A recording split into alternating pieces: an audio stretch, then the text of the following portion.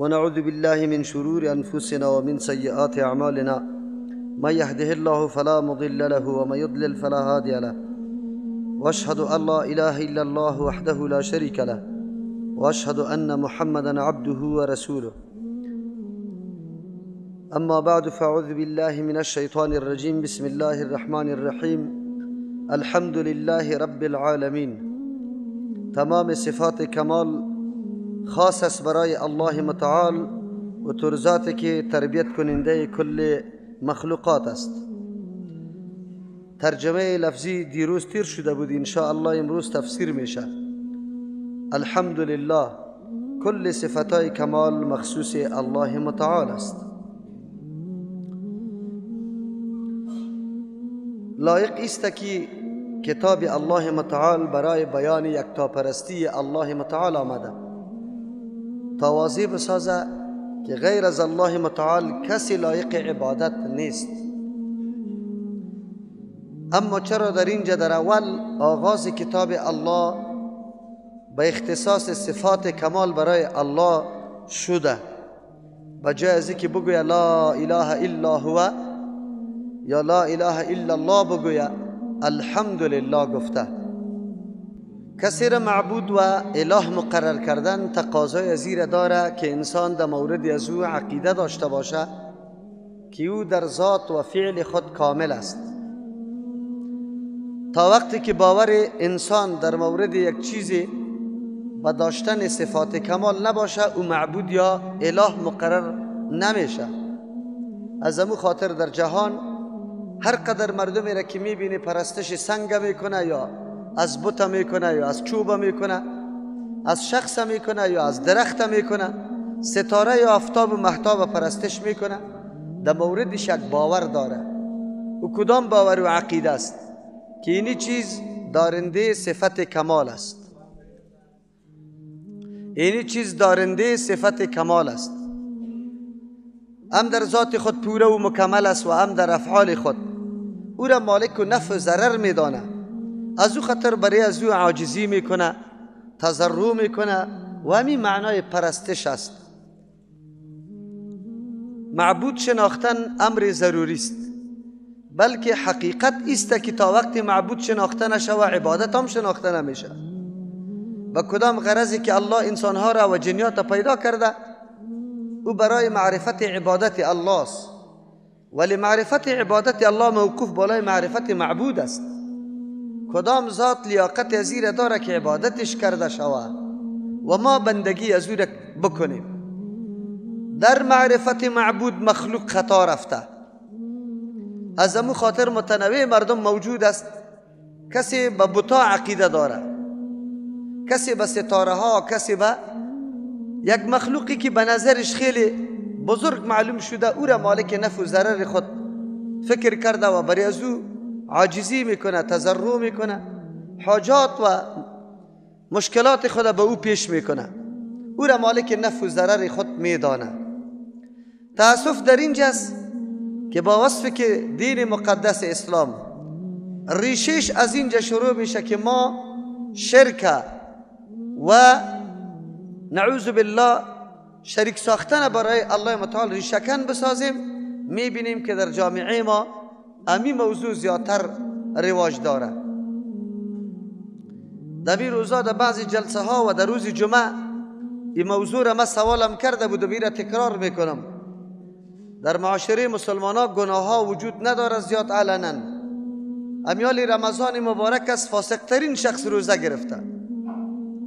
ابوی که نماز نمیخوانه لیکن امروز روزه داره علنا، ولو که هر قدر آدمی بدبخت باشه در پیش روی مردم علنا روزه نمیخوره، شراب نمی نوشه، قمار نمیزنه، دزدی علنی نمیکنه.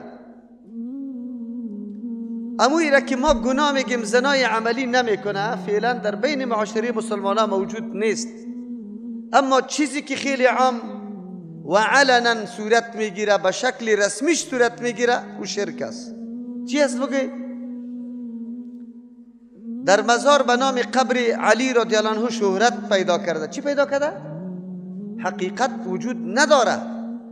پدری کسی ثابت کرده نمیتونه که اونجا قبر علی رضی الله عنه است.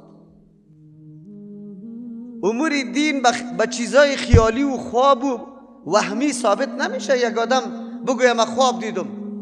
شما چی تصور داری شخصیتی که خراسان و شام و ایجاره در زیر تسلطش باشه باز مردش در سر شتر بار شود دفن نشود؟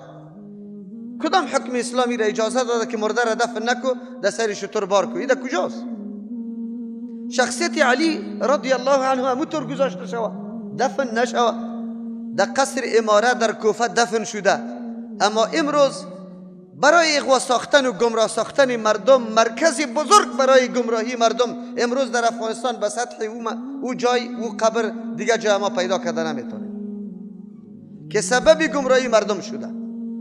روزانه بس هزارها نفر در گرد از او طواف میکنه و تا امروز در اذهان زنا و مردای ما امیسته که سخی صاحب برست، سخی صاحب تو را نگاه کنه، سخی صاحب اینطور کنه. تعجب دریج است. امی اهل سنت و الجماعت عقیده به این داره که بعد از پیغمبر علیه السلام افضل ترین شخصیت ابوبکر رضی الله عنه است و این را همونطور بی دلیل نمیگه که افضل ترین است. روزگاری که ابوبکر رضی الله عنه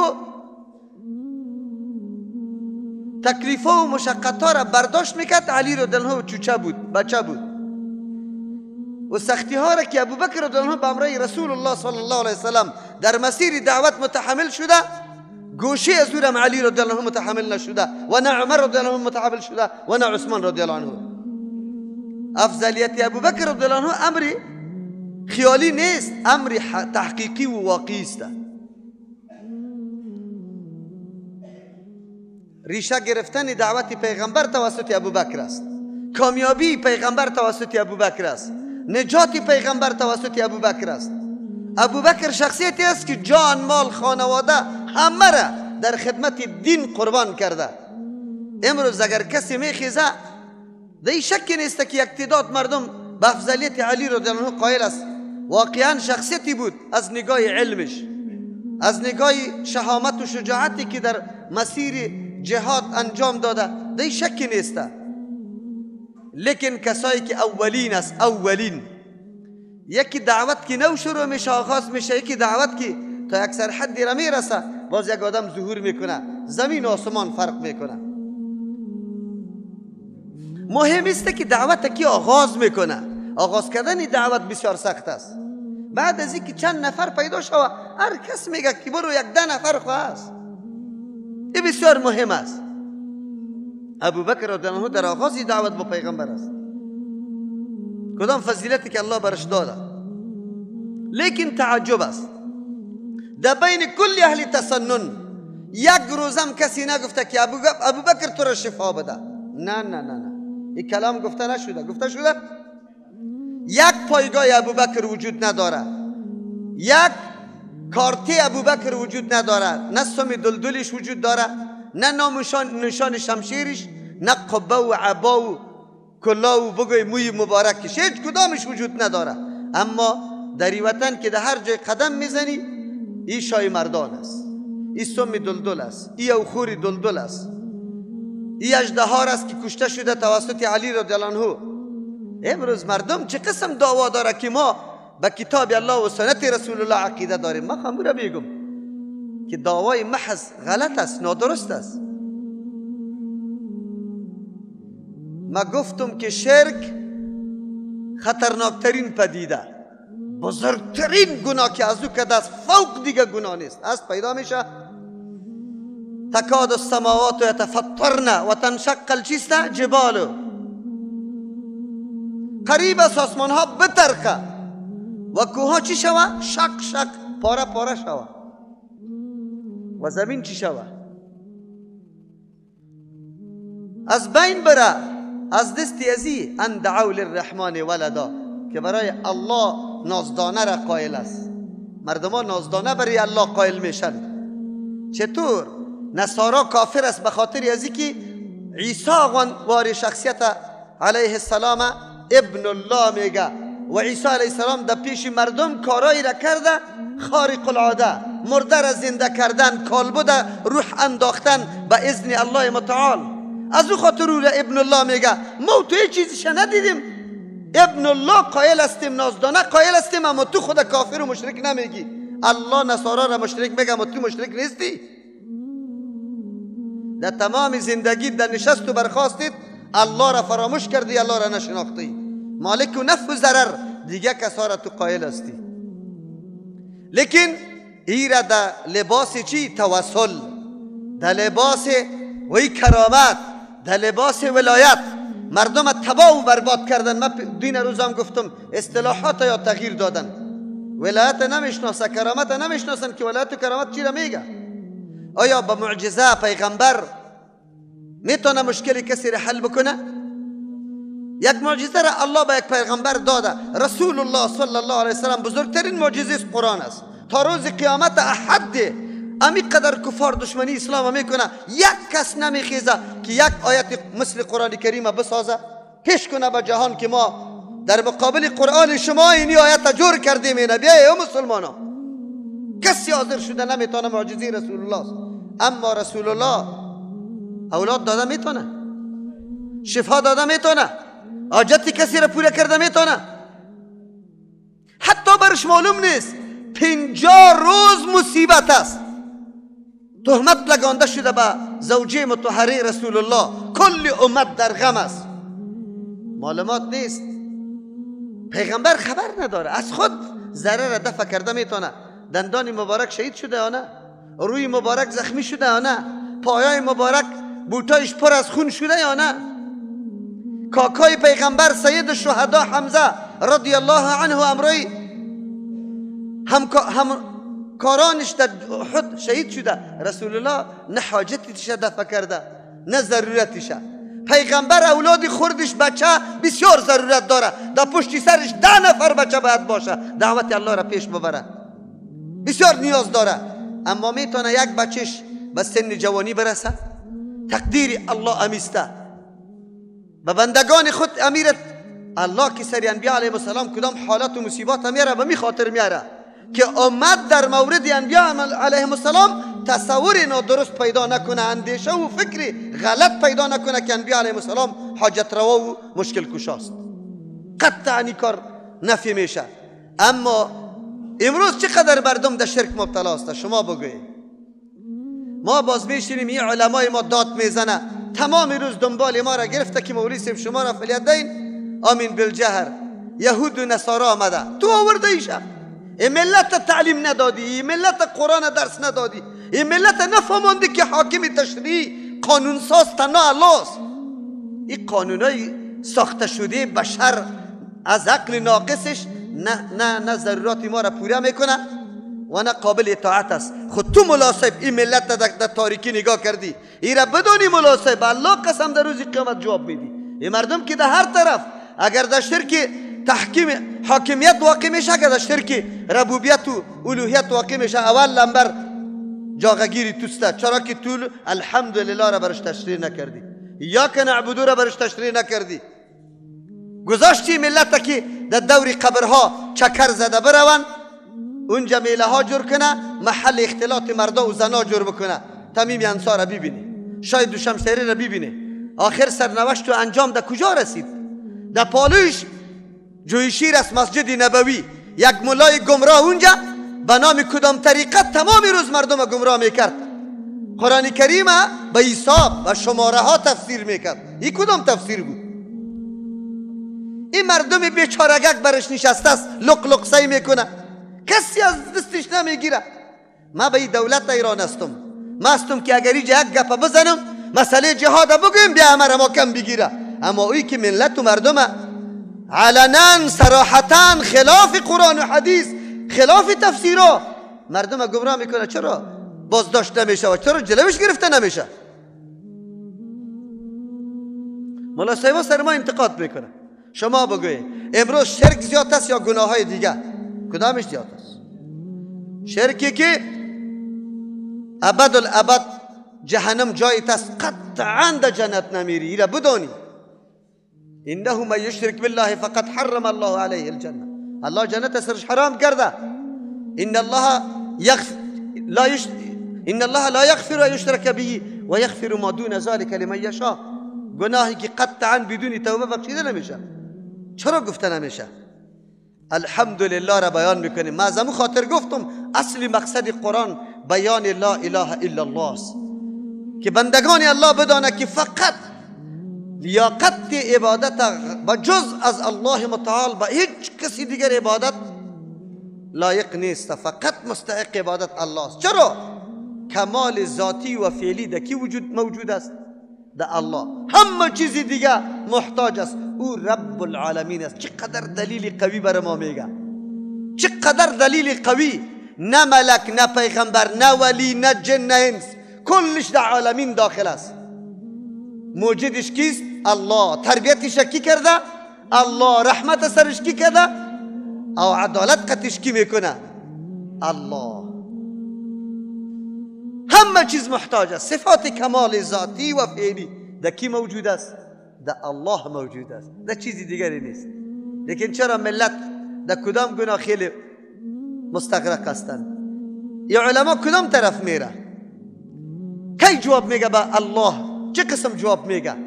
10 سالم در مسجد تیر کردی، تو را به الله قسم مفهومی واقعی الحمدلله را به مردم تشریح کردی، تفسیر کردی، میای مالی در الحمدلله گپ میزنیم.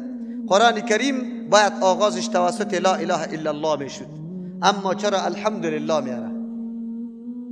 برای ما درس میده الله متعال. معبود کسی مقرر میشه که در موردش باور و عقیده داری که در ذات و در فعل خود کامل است. تا که باور و عقیده را نداشته باشی او را معبود مقرر نمیکنی، او را معبود مقرر نمیکنی.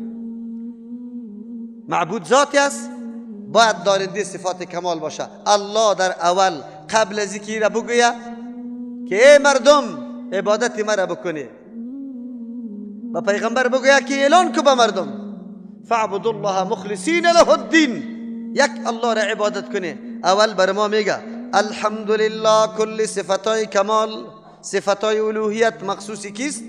الله متعال است. تمام صفات کمال، الف لام برای استغراق، تمام صفتای کمال مخصوصی الله متعال است. بعضی صفات از مخلوق هم میشه. این گروپایی که در این هتل پایین آویزان شده میگیم چقدر خوب گروپ هاست، چقدر زیباست. ما صفت و مدح کی کردیم؟ گروپا کردیم، گروپا. او اینجا میگه الحمدلله کل صفتای کمال مخصوص الله است. جواب وقتی میگیم این گروپ خیلی مجلل و خیلی زیباست، در حقیقت مدح جور کننده زیرا کردیم. گروپ چی زیبایی داره؟ زیبا کسی است که گروپ جور کرده به این شکل، این گل و گلکاری برش کرده. تو در حقیقت مدح حضور میکنی. تصویر اگر در تخته ببینی چقدر گل زیباست، کسی که گل ساخته او خیلی زیباست. از او خاطر در کائنات همه چیزای خوب صفتی کی میشه؟ اگر یار صفت میکنی در حقیقت صفتی بگوی خالق از او را میکنی، فاعل از او را میکنی. خالق کیست؟ همه خوبی ها را خالقش کیست؟ الله متعال است. کسی دیگری است؟ کسی دیگری نیست، خالقش الله متعال است. از او خاطر وقتی میگیم کل صفتای کمال مخصوص الله است، گپی ما بالکل درست است، حقیقت داره. یا میگیم تمام صفات کمال قید قطش میمانیم، هر صفت به الله خاص نمیسازیم. چرا؟ صفات متنوع، صفاتای ناقص هم موجود است، او خود مخصوص الله نیست. صفاتای ناقص در هر چیز موجود است. از او خاطر قید میمانیم تمام صفاتای کمال مخصوص کیست؟ الله. صفاتای کمال کدام است؟ صفاتای کمال همون صفات است که در کتاب الله ذکر شده برای الله. الله موصوف به صفاتای کمال است. هر صفتی که نسبتش به الله شده او کامل است. یا در حدیث پیغمبر صلی الله علیه و سلم برای الله صفات ذکر شده مخصوص کیست؟ الله متعال است. کل صفاتای کمال راجع میشه به دو صفت. دو صفت کل صفتا مرجعش است. علم محیط داره الله، یک ذره از علم الله بیرون نیست. به الله همه چیز الله علم داره، زیر مراقبت الله قرار داره. تمام نظم و تدبیر تمام کائنات پیش کیست؟ دوم متصرف کامل کارساز کیست؟ الله متعال است. سوره طلاق و پاره 28 الله می فرماید در مورد دو صفتش. پاره 28 سوره طلاق آیه 12 اگر قرآن کریم امرای تان است بکشه. پاره 28 سوره طلاق.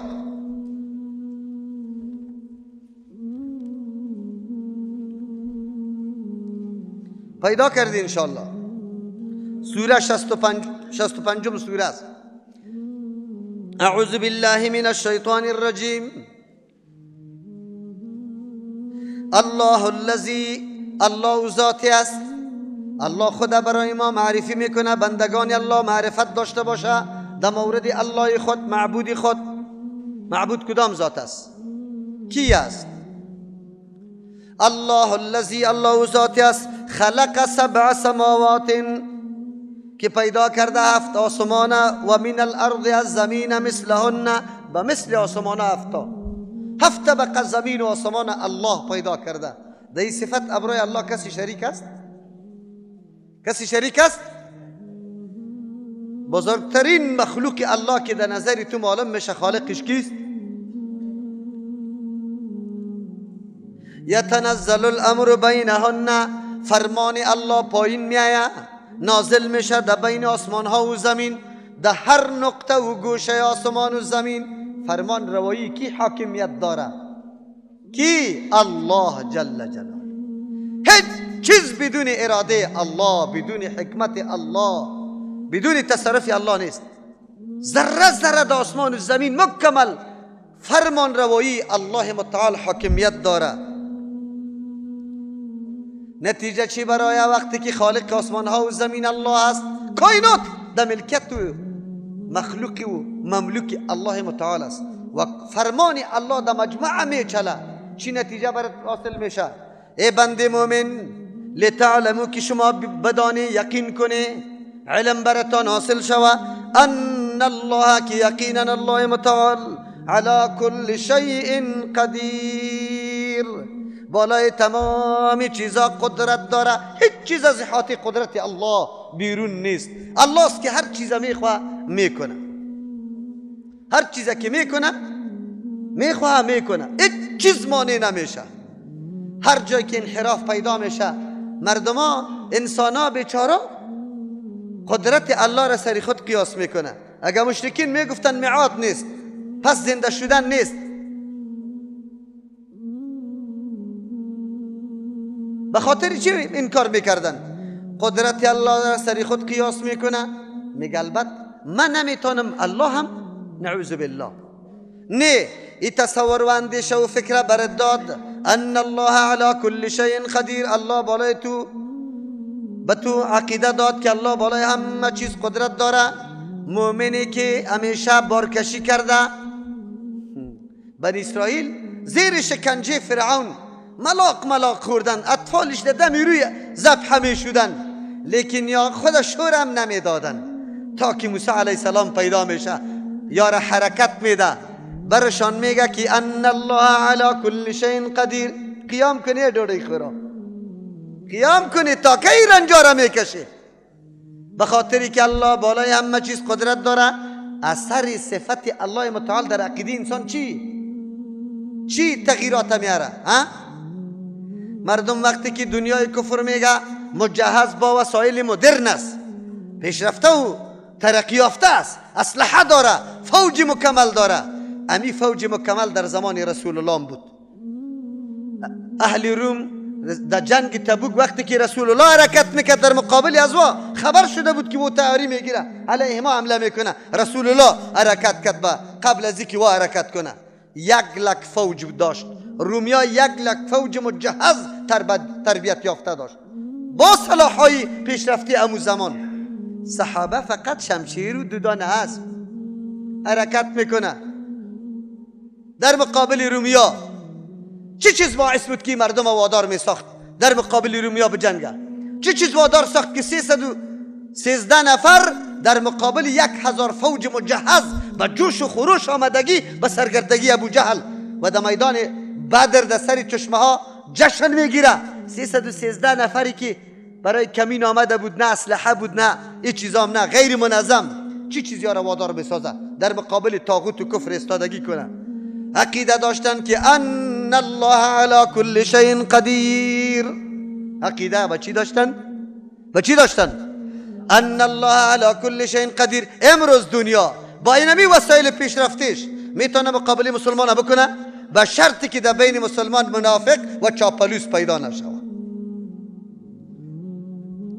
به شرطی که مسلمان از قرآن عقیده گرفته باشه و میدانه عزت و ذلت خود از جانب الله میدانه، نه در مادیات دنیا، نه در چاپلوسی دنیای کفر شرق و غرب.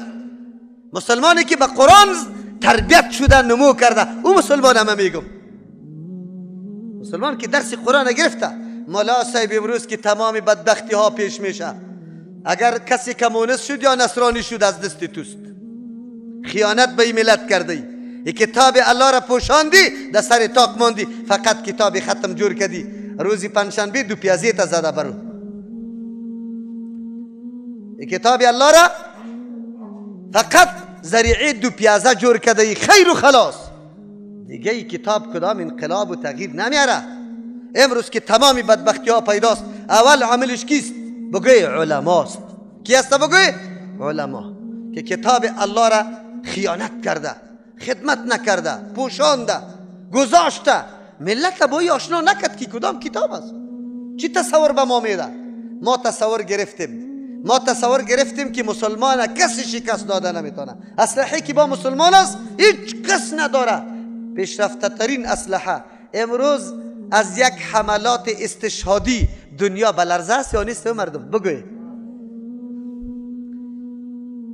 اگر در هر مملکت مردمای خائن قطعی کفار نباشه، این کفار در مقابل مسلمان دم نداره، دم نداره.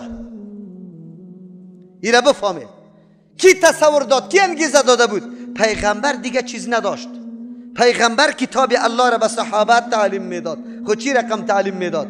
صحابه یک کارشانی بود که محض شنونده نبودن، بیا در مجلس حاضر شوه، باز خویش ببره، تکیه بزنه قرار چوکی.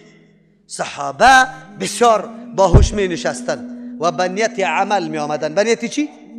به نیت چی؟ این آیت می خواندن لتعلموا ان الله علی کل شیء قدیر. صحابه در کردن که تمام چیزا را الله سرش قدرت داره.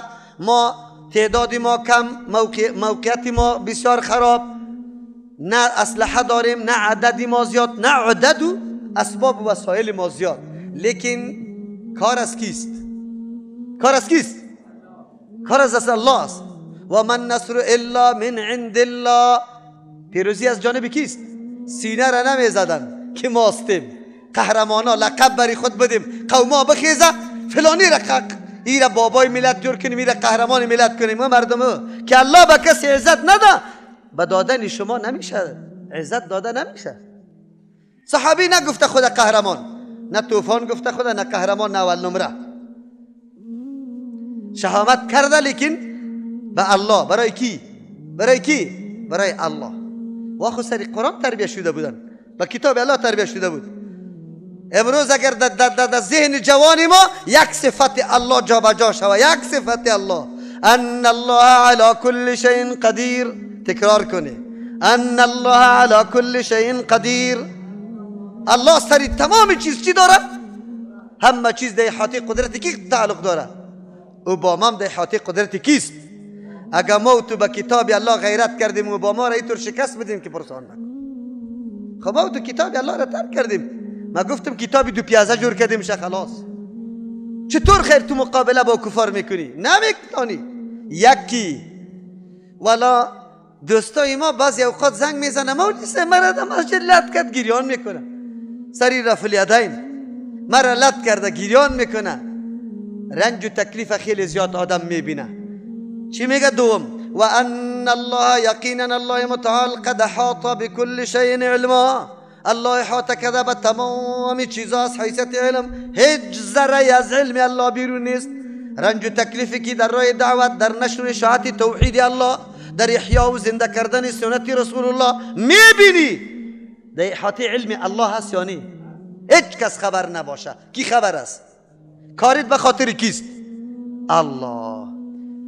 اگر تو عقیده امیر داشته باشی امی آیته که و ان الله قد احاط بكل شیء علما، کاری تا میکنی یا نه که توقف میدی؟ هیچ کس نمیبینه تا تاریکی شب است. کاری تا نمیکنی یا نه که توقف میدی؟ وان که مردم بیایه باز بعد از این کار میکنم که مردم ببینه مرا. اینجا مومن عقیدش جور است، هر کارش به خاطر کیست؟ الله میبینه یا نمیبینه؟ میبینه.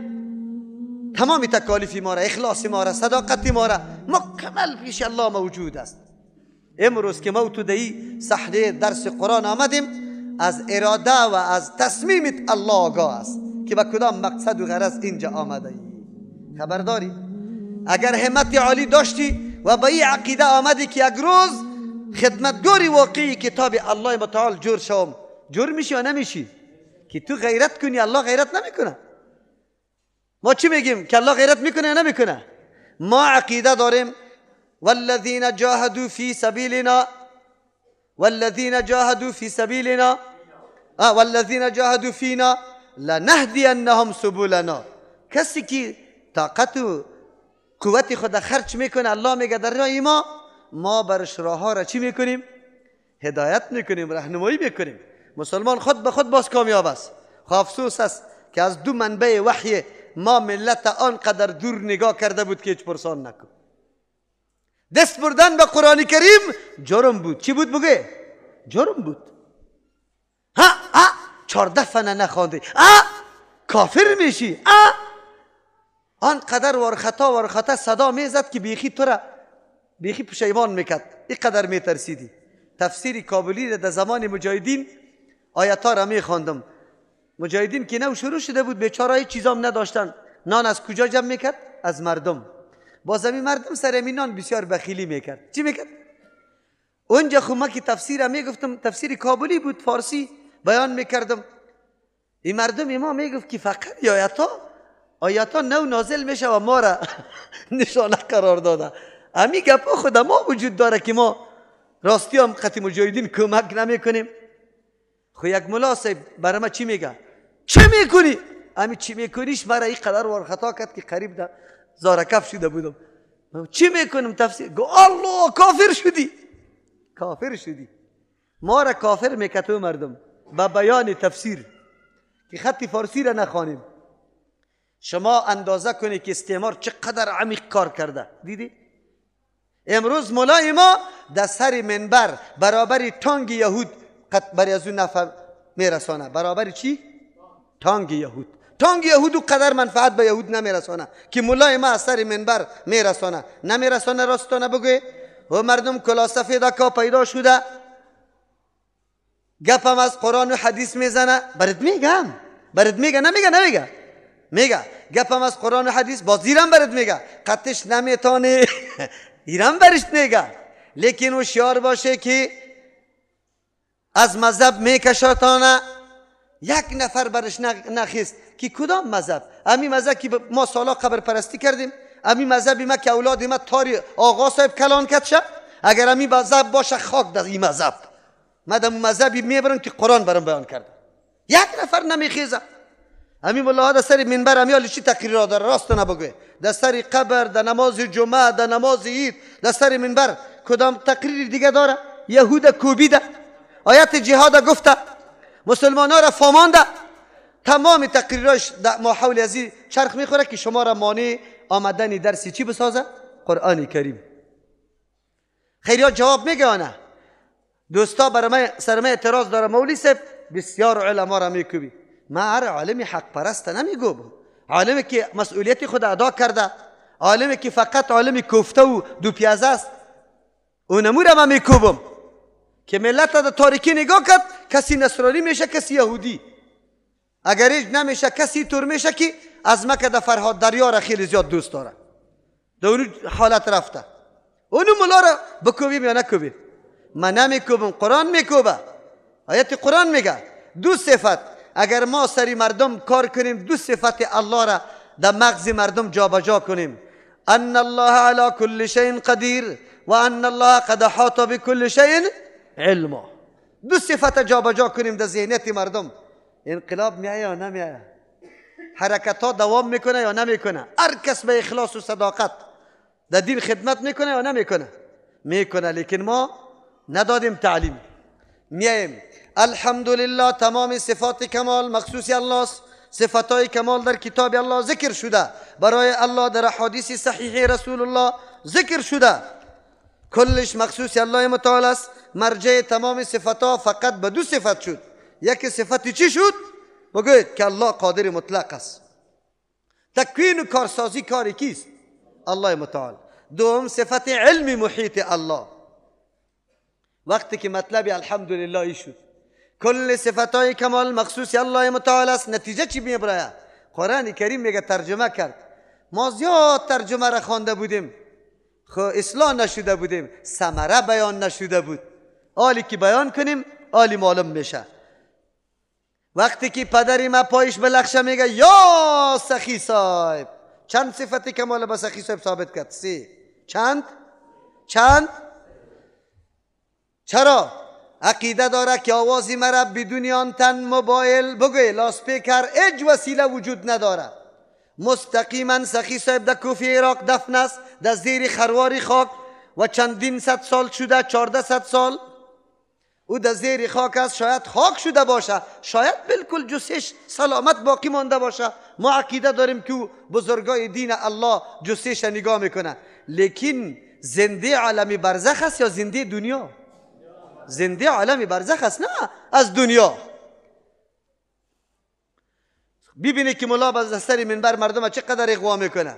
این مردم پیدا شده، میگه کرامت قبول نداره، میگه که انبیاء علیهم السلام مرده. تو چی میگی؟ نه انبیاء زنده است، شهدا زنده است.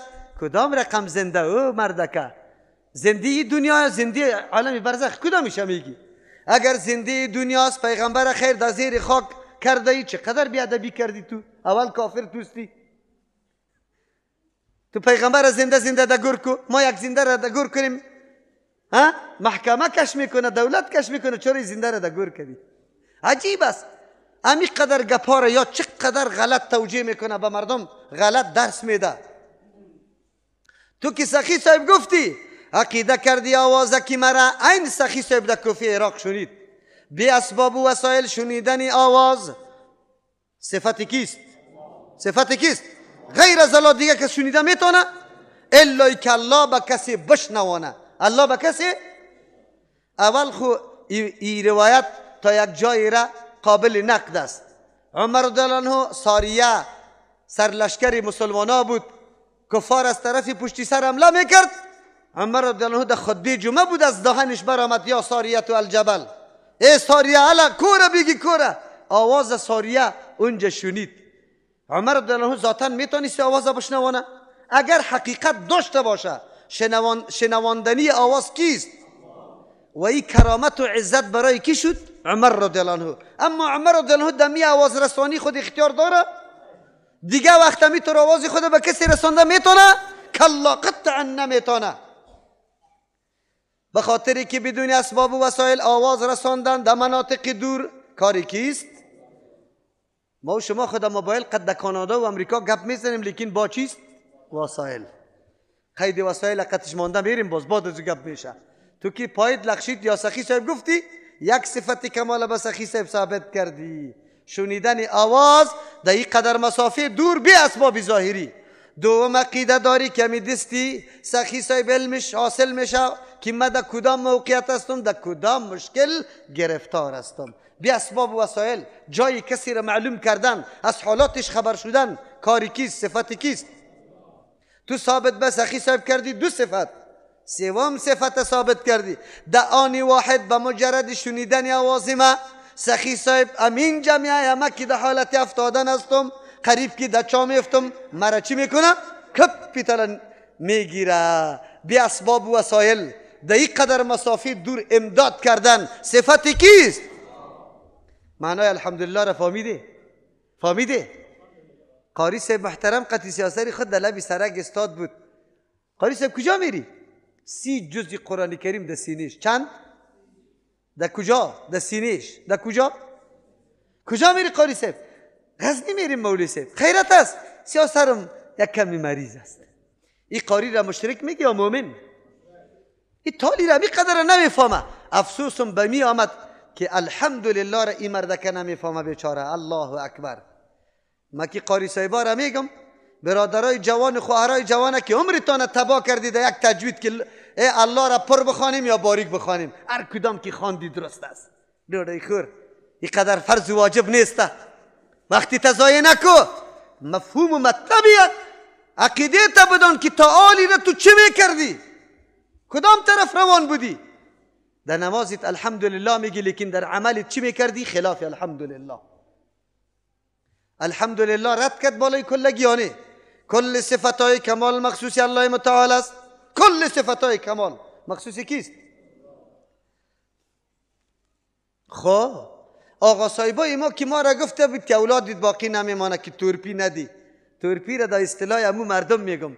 در یک جای من امام بودم، برای ما قصه کردن که ما یک اولاد امام بدونی بند آقا کلان نشده. آقا صاحب می آمد باز کمری طفل بسته میکرد. باز در بسته کردن کمری طفل شما خبر داری که چی باید بگیره؟ گوساله. او را اون مردم در اصطلاح خود تورپی میگفت. چی میگفت؟ گفت یک موقع یک آدمی غریب بود، بیچاره چیزی نداشت، یک خب گوسفند چاق کرده بود. آقا صاحب آمد کمری بچهش بسته کرد که پس میرفت، می گوسفند برش هدیه میداد. یک دفعه آقا صاحب قار کرد. گفت آقا صاحب سری از سوار شد، قار کرد. شما باور به الله بکنه، گفت ریش سفیدا بود زیر مسجد. گفت قلمه چی رشانده بود؟ چناره. قلمه را که نو میشانید قطی چاقو بریدگی میباشد، تیز تیز میباشانه. مردم ریش سفیدا که در پشت سر آقا صاحب گفت که میرفت، همی قلمه بود که پای مردم خون کرده بود. کیسته که آقا صاحب عالی دور بوده. در پایای اسبش مردم خود آویزان کرد، محکم گرفت. او چرا اینطور میکرد شما بگویه؟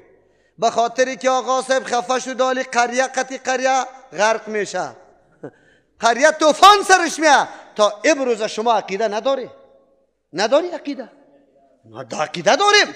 او خود برات میگه دما فکرت باشه که باز میسوزی، فکرت باشه که باز میسوزی. تو کی قدر سوختانده نمیکنی به اوباما را در تاریخ بسوزم؟ کتاب الله توهین میکنه، سیاست ما را توهین کرده، تحقیر کرده، دین ما را تحقیر کرده. تو آقا همیجا خو کردی، هیچ چیز نتونستی. زوریت فقط سری مسلمان ها میرسه. فکرت باشه که باز همینطور میکنی. شکر الله را زیاد بکشی، واقعیت شکر الله را زیاد بکشی.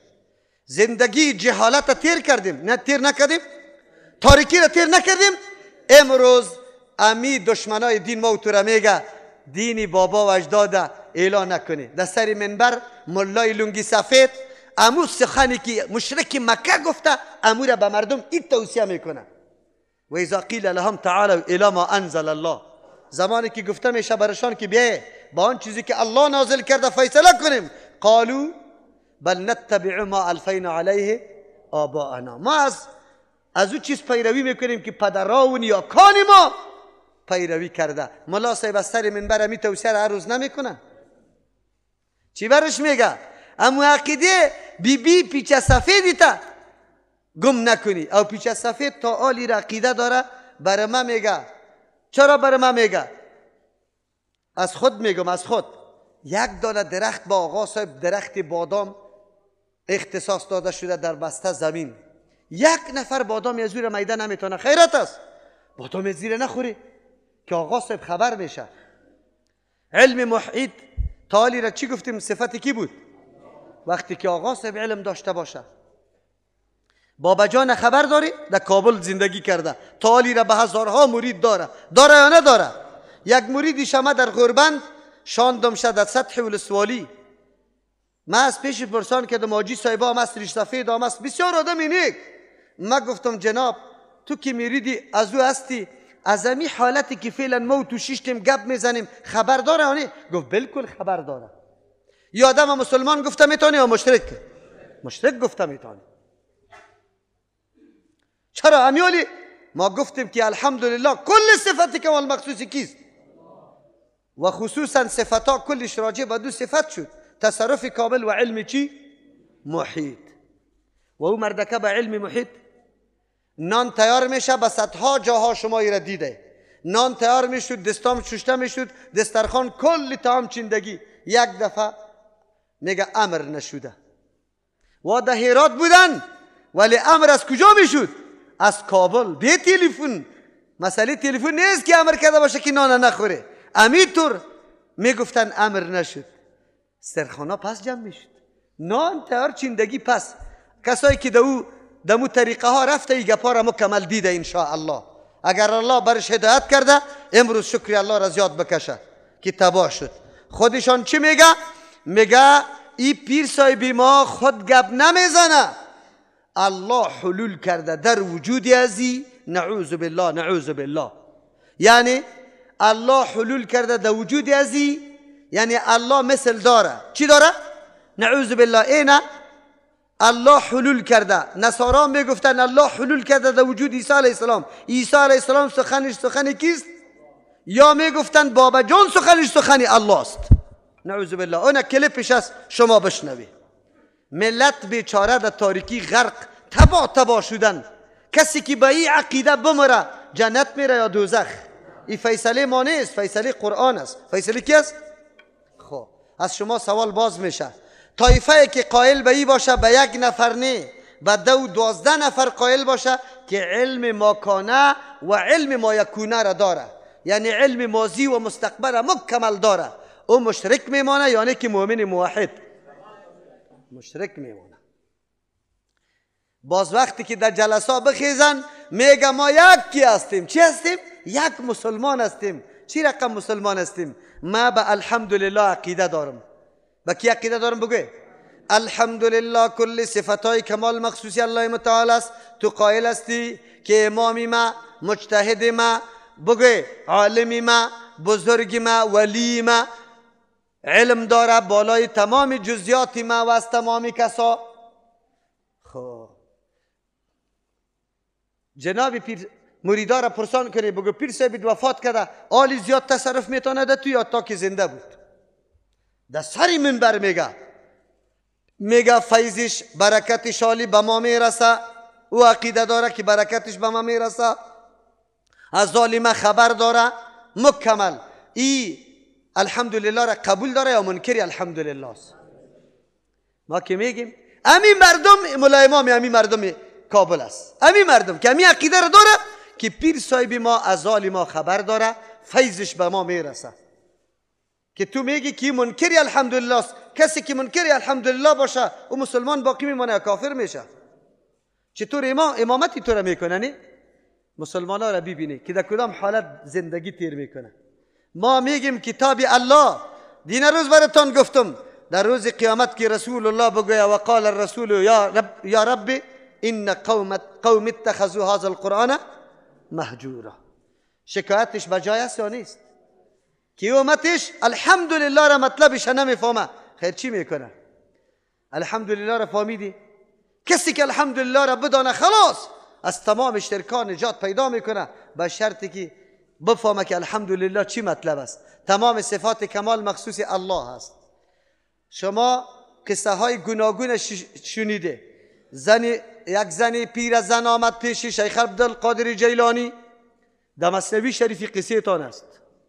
گریان میکرد که یک بچگک داشتم، ایره قبض روح کردن. یک دفعه جذبه شیخ عبدالقادر جیلانی در شور آمد، زد صندوق ارواح ملک الموت، صندوق میده که در ارواح رفت کلش به دیگه طرف. چی عقیده است؟ یا عقیده شرک است یا عقیده توحید؟ یا عقیده موافق قرآن است یا مخالف قرآن؟ وقتی که شیخ تا آلی را چند مساجد کابل به نام غوث الثقلین یاد میشه. غوث الثقلین، غوث فریادرس میگه، ثقلین انس و جن میگه. فریادرس انس و جن کیست؟ خیر کسی که شیخ عبدالقادر جیلانی را غوث الثقلین میگه او مشرک میمانه یا موحد است؟ عجیب است. از وزارت حج اوقاف به می نام مکتوب برش روان میشه. با مولا امام مسجدی کی؟ غوث الثقلین. امامور صاحب چطور میشه؟ این چه رقم میشه؟ من میگم که به کتاب الله نیاز داریم. ما بسیار ضرورت به کتاب الله داریم که با کتاب الله بشینیم و بعد از او درس بخوانیم که کتاب الله چی مقصد بر ما بیان میکنه. الحمدلله کل صفتای کمال مخصوص الله است. صفتای کمال، وقتی که کل صفتای کمال، اگر او ذاتی است، اگر او بگه فعلی است، اگر جلالی است، اگر جمالی است، اگر در دنیا است، اگر در آخرت است، کلش مخصوصی کیست؟ پس حق عبادت مخصوصی کی؟ معبود باید کی باشه؟ معبود باید کی باشه؟ عبادت برای کی باشه؟ خیر، سجده جز عبادت است. اهمترین عبادت بعد از کلمه شهادتین کیست؟ نماز مشتمل به کدام اجزاست؟ قیام، رکوع، سجده، قاعده، قرائت. قیام به کی میشه؟ فعلا به حکما و قماندانا و پاچاها، برچفک مردم برشتا. امروز خود در مکاتبتان همین معلمای مسلمانیتان اطفال مردم به خود استاده میکنه یا نه؟ اگر استاده نشه باز لطیش میبینی. تمام روز در مکاتب شاگردای ما قطعی اداره جنگ و جدل است. الحمدلله، شکر الله را میکشیم. یک نفر دلیل برش تیر کرده نمیتونه. من سره، در یک روایت میگه من احب یتمثل له رجال قیاما، کسی که خوش داره که مردم برش شکل بده به شکل قیام، فلیتبوأ مقعده من النار، بعد جای خود در کجا تیار کنه؟ در آتش جهنم. و معلم صاحب در مکتب کی روان است، هر روز تو بری خود در جهنم جا تیار کرده رویست. من نمیگم، رسول الله میگه. کی میگه؟ مسلمان تالی را دین خدا نمیفهمه. اولادی مردم از سری نه استاده شدن السلام علیکم و رحمت الله و برکاته، این کلمه کجاست؟ کلمه ملاقات است یا نه؟ اگر استاد باشه، اگر شوهر باشه، اگر زن باشه، اگر بیگانه باشه، اگر خودگی باشه. چرا در سن فهمی قدر کفایت نمیکنه؟ از رسول الله کرده این معلمه خیلی مقام بلند داره. دولت اگر تو را قانون نداره یا در قانون اسلامی نمیچره، تو خود مسلمان هستی. تو چرا خود در این حالت غرق کرده ای؟ الحمدلله شاگردا در هر جای که همین کسی میخیزه باز میشناسن. از کجا میشناسه؟ میگه شاگردی کیست؟ شاگردی نمی و نگویا که شاگردی مولوی متوکل هستم، بگو من شاگردی الحمدلله هستم. شاگردی کیستم؟ الحمدلله هستم. الحمدلله برای من تعلیم داده که من چه قسم بکنم. رکوع به کی میشه؟ مولوی صاحبا طالبایش که سر خم نکنه، خب بوسگک نکنه دستایشه، او شاگرد چی معرفی میشه؟ بی ادب. صبا از حلقه درسش رو چی میکنه؟ رخصت میده. صبا نمیمانشه. ملا هم است، عالم هم است، امی قرآن هم میخونه، الحمدلله هم میخونه. سجده به کی میشه؟ بگه به پیر صاحب. ولی از پیر صاحب دیگه چیز هم صاحب داره، پشتی تا پیر صاحب دور ندی، فکرت باشه. پسکایی، کسی که قهقرا را یاد میگیره پسکایی رفتنه، بعد مریدی کی شوه؟ پیرا شوه. لیورس رفتنه، دریوری را منجا یاد میگیره. بیخی صحیح مکمل دریوری واقعی میشه. برای در لیسانس گرفتن هیچ مشکل نداره، هیچ. واخو یک چیزی دیگر هم یاد داره، یک چیزی دیگر هم میفهمه. ما تو اگر چرخک بزنیم در قدر مردم 10 نفر از زیر چی میشه؟ دستی ما سرش میخوره، پای ما خودی ما و میخوره.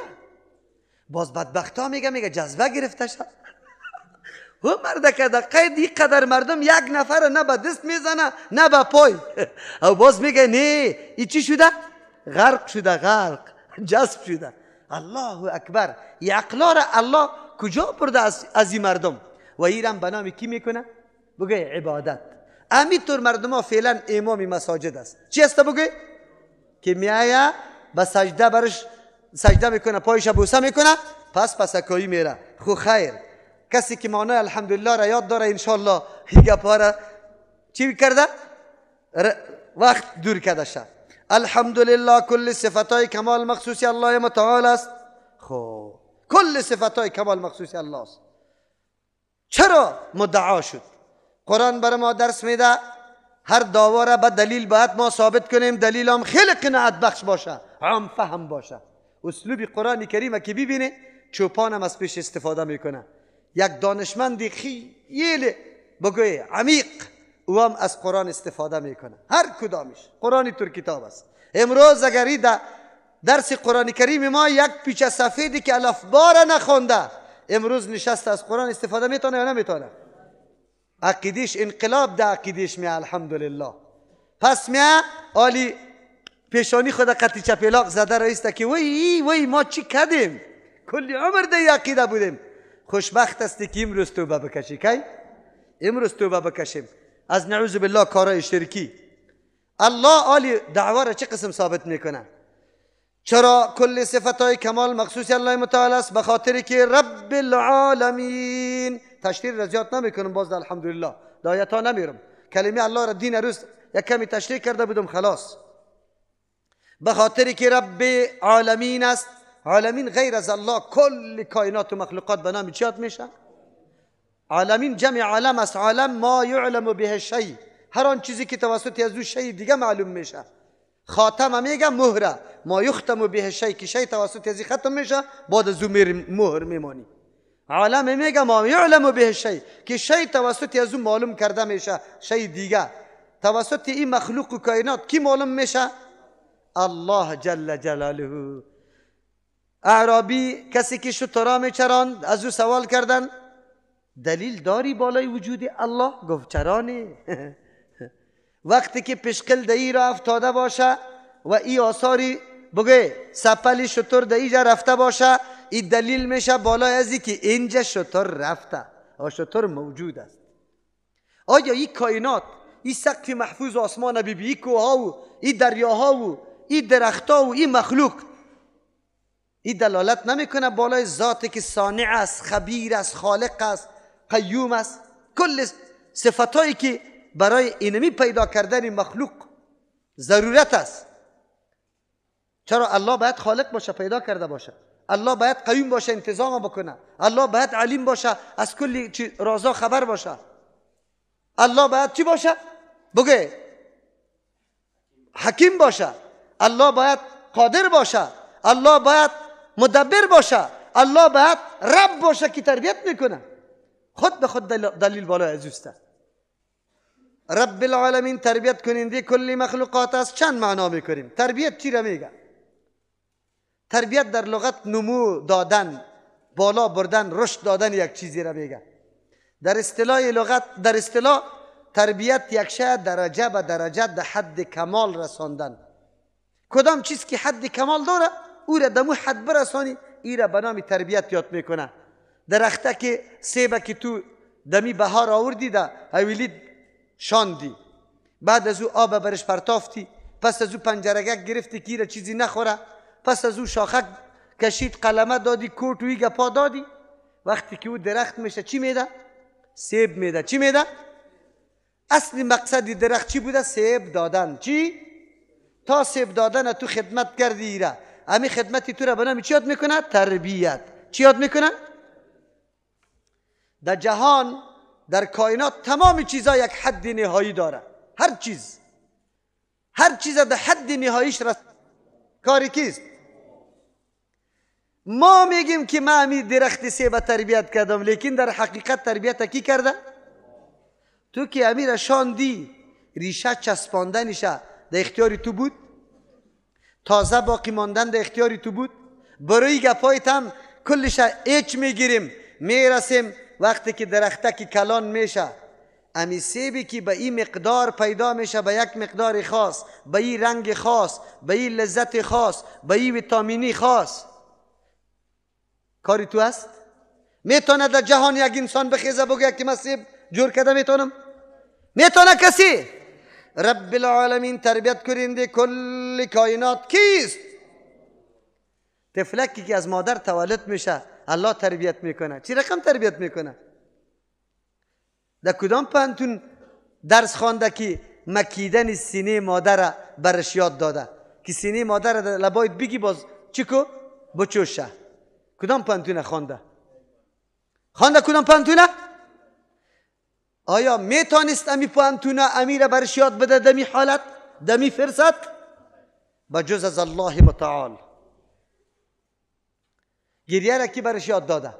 که پدر و مادر خبر شد گوشنه است، کدام جایش درد میکنه، کی برش یاد داده؟ در کدام مدرسه؟ رب العالمین تربیت کننده کل کائنات است. چرت بزن.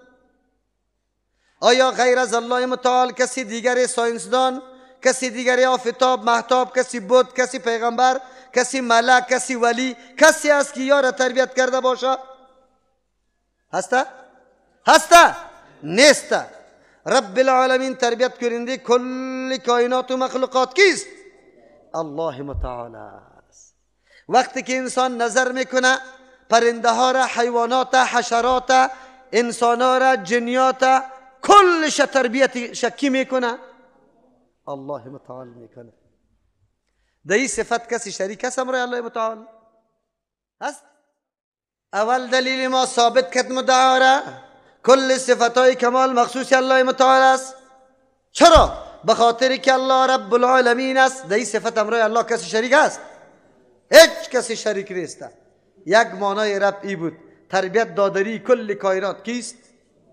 تربیت مرکب از دو چیز است، یکی اسباب تربیت، یکی اثر انداختن در اسباب تربیت. طفل وقتی که تربیت میشه، شیر مادر اسباب تربیت است. چی است؟ بخاطر که نموی طفل ضرورت به شیر مادر داره. دوم، اثر در سبب پیدا کردن. اصل مقصد تو نموی طفل است. اینمی شیر مادر که سبب نمو میشه، اثر نمو را کی دی انداخته؟ کسی دیگری انداخته؟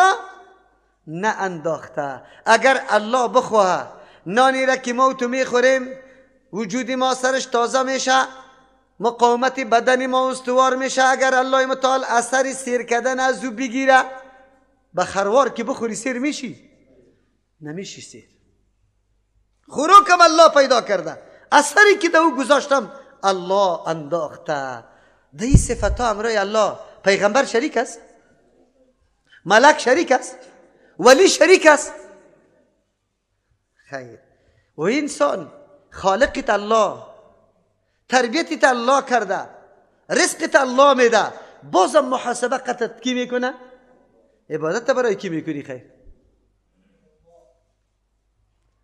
چطور شده میتونه تو عبادت به غیر الله بکنی؟ پیش شده میتونی اینطور که بگویی که نه غیر از الله دیگه کسم؟ آلی چی میگن؟ میایه انشاءالله واسطه کار داریم، واسطه. آلی میایه انشاءالله واسطه را هم که قرآن بفهمیم، باز بعد از واسطه را هم میشناسیم. رب العالمین، رب معنای مصلح است، اصلاح کننده کل مخلوقات کیست؟ اصلاح را کی میکنه؟ اگر خرابی پیدا شود آفتاب، کی اصلاح میکنه؟ کسی دیگری هست؟ اگر خرابی پیدا شود نظم آب و هوا، میتونه اصلاح کرده؟ تدابیر گرفته میتونن ای که کارگر میشه آنه. دنیا در تلاش عزیزته که طوفان چه قسم جلوگیری کنیم، زلزله را چه قسم جلوگیری کنیم. اصل وقوع زلزله را مانع شده میتونه؟ اصل وقوع طوفان مانع شده میتونه؟ خرابی خو میایه، اصلاحش کی میکنه؟ یاد برای مقاومت از او یک چیزی میکنه، خو گاهی کارگر میشه، گاهی کارگر نمیشه، لیکن اصلاح را الله میکنه. از او خاطر در اینجا نکته دیگه، بعضی پدرها و مادرها، خانواده ها بسیار گله داره، زنگ میزنه مولی صاحب ما بسیار دعوت دادم پدری خدا مادری ما، اتر کفر میگه که پرسان نکن، بیا درکم همشیریم. امی قدر که یک گپ برش گفتی خو از خود نگو، همیشه بگو که یک عالم اینطور گفته که تو بگویی، باز میگه سعی که از ما پیدا شده تو مرا تعلیم میدی.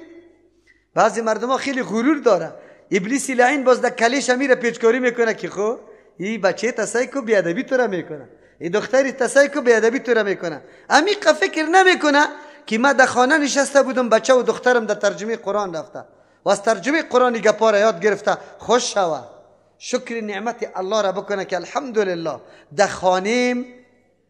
در خانیم تبلیغ دین برای ما میشه. از اولادم ما عقیده را یاد میگیرم، چقدر نعمت بزرگ است، نه شرمنده نه خجالت. بجای از اینکه شکر الله را بکشه، یک دم احساساتی میشه، دیگه در ترجمه رفته نمیتونی، پایی تا میده میکنم. او مردکه تو اصلاح تو نمیتونی، اصلاح کننده کیست؟ آلی دیگه در وقت افطارم که دستای تا بالا کنی، اول دعا بکن که یا الله من این روزه را حکم فرمانی تو را اجرا کردم، عبادتی تو را انجام دادم، الله اگر مقبول باشه و تو قبول میکنی، وقت استجابت دعایم از پدر و مادر مرا هدایت کن. در وقت پس شوی که خیستی 2 رکعت نفل خواندی دستکی تا بالا کو. چرا؟ پدر و مادر آدم دوست داره یا نه که دشمنش است؟ دوست داری که در جنت بره یا نه؟ خیر تو چرا ضد قطعش میکنی؟ از دعا کار بگی 1 ماه 2 ماه 1 سال 1 روز انشالله امی پدر و مادر برای تو دعا بکنه و در بین اولادات تو را چی بده؟ نوازش بده. چرا که سبب هدایتش تو شده باشی. چرا اصلاح را تو میتونی یا الله؟ وقتی که اصلاح کننده الله است به الله عاجزی کو. رب العالمین اصلاح کننده کل کائنات کیست؟ الله متعال است. رب مانای حاکم است، حکم کننده بالای کل کائنات کیست؟ چیزی را حرام و چیزی را حلال. یک چیز حلال میکنه یک چیز حرام میکنه. این کی میتونه؟ پیغمبر میتونه؟ پیغمبر میتونه؟ نمیتونه. چرا اگر پیغمبر بتونه ما امرای الله چی کردیم؟ شریک جور کردیم. چی جور کردیم؟ شریک جور کردیم. پیغمبر تشریع حکم کی را میکنه؟ بیان و وضاحت حکم کی را میکنه؟ امر فرض شدنی نماز از جانب پیغمبر است از جانب الله. تشریعش رسول الله صلی الله علیه و سلم بر ما کرده. این توحید حاکمیت میگه. چی میگه؟ توحید ربوبیت شناخته. در تربیت کسی امر الله شریک بود؟ نبود. در اصلاح کسی امر الله شریک بود که کل کائنات اصلاح کنه؟ نه. در حاکمیت امر الله کسی شریک است؟ قانون ساز کی باشه؟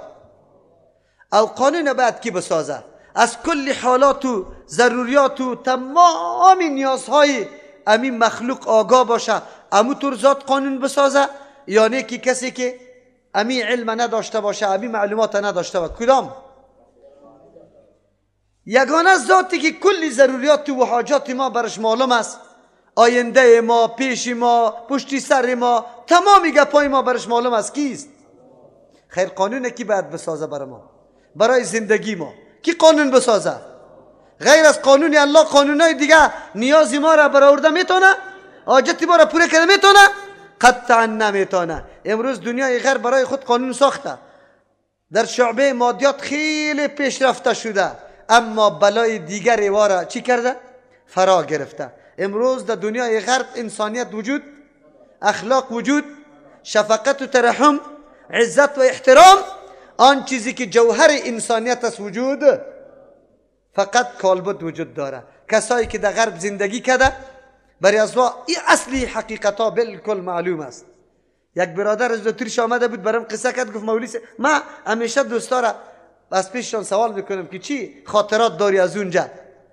گفت یکی از خاطرات میس مولوی که من در یک هتل کار میکردم، از ام هتل تسلیم ما کرده بود، پیسه جمع کردنیش ما بودم، لیکن مادری امی صاحب هتل آمد، ما با پاس افغانیت که افغانی بودم در اینجا حتی از دوست کسی نان بخوره پیسه نمیگیره.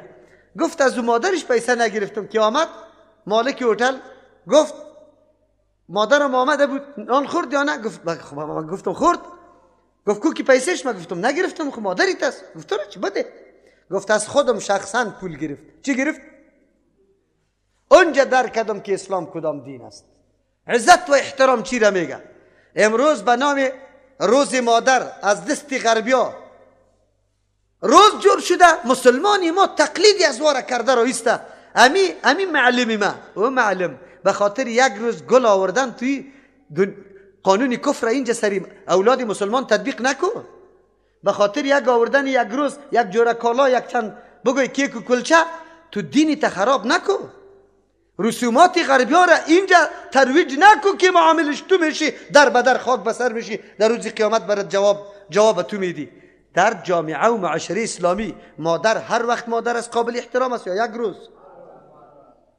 در هر حالت قابل احترام است. شما که مادر و پدرتان پیر شود در سالون کهن سالا میبره یا نه که در خانه احترام و تعظیمش میکنی؟ در کدامش میکنی؟ عجیب است. روز مادر است.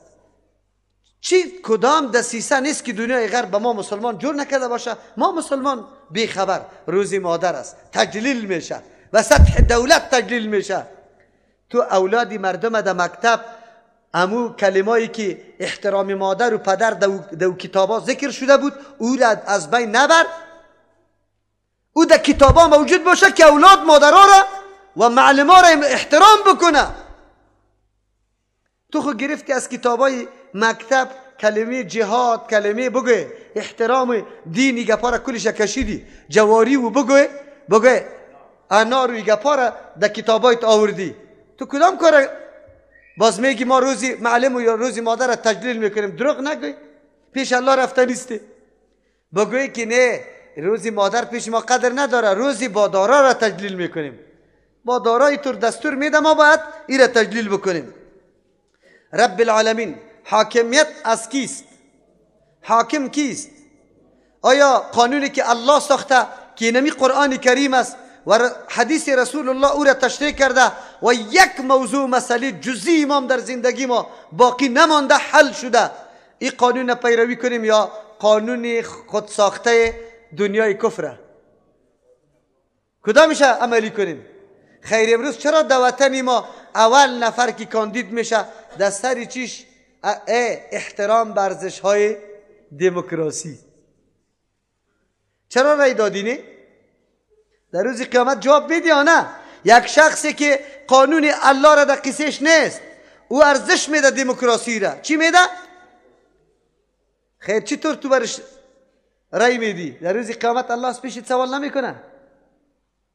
ما تنها اسلامی را نمیگه که نماز میخوانیم، مثل که نماز سری تو فرض است، عقیده حاکمیت و قانونسازی هم سری تو فرض است.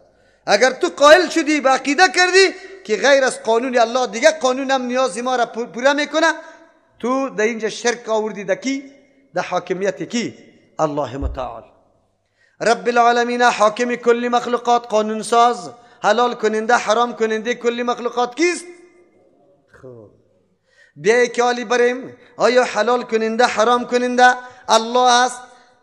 جناب پیر صاحب مریده میگه 50 روز تلاوت قرآن نمیتانی، سری مرده که 50 روز قرآن حرام میگردانه نمیگردانه.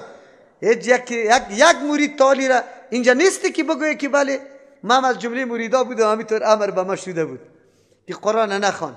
او چی طور خوب سعی کنه چی دستیسه را جور کرده که قرآن نخوانه؟ لطایف قرآن خیلی نورش خیلی اضافه است، این لطایفت مرده است تا که قرآن باشه. این ذکر ما سری تو تاثیر نمیکنه. قرآن ترکو که ذکر ما تاثیر کنه در قلب تو. آدم اشار چی میگه؟ که خوب بدبخت وقتی قرآن قدر نوری قوی داره چی ضرورت به نوری تو دارم؟ او نوری تو از دروغ است، هیچ حقیقت نداره. تو از کجا نور پیدا کردی؟ چطور دستی سر جور کرده به ترک قرآن کریم؟ دیگه چی میگه؟ 6 روز روزه بگیری. روزه یک حکم است نه؟ روزه چی است؟ حکم است. از جانب کیست؟ از جانب کیست؟ خب لیکن آلی اگر کسی بخیزه بگه که نه بر علاوه یک رمضان 6 روز روزی دیگه هم سرتان فرض است را بگیری، باز چی میکنی آلی؟ رب العالمین قبول داره یا نداره؟ باز در این صورت نداره. رب العالمین حکم کننده، حلال کننده، حرام کننده الله متعال بود. تو پیر صاحبی خدا هم حلال کننده حرام کننده عقیده کردی. اتخذوا احبارهم و رهبانهم اربابا من دون الله. از جان خود نمیگم. سوره توبه اونجا عدی ابن حاتم رضی الله عنه کلان عالم نصرانی است، احترام و تعظیمشان میشه. الله در قلبش روشنی توحید الله را انداخت آمد مسلمان شد.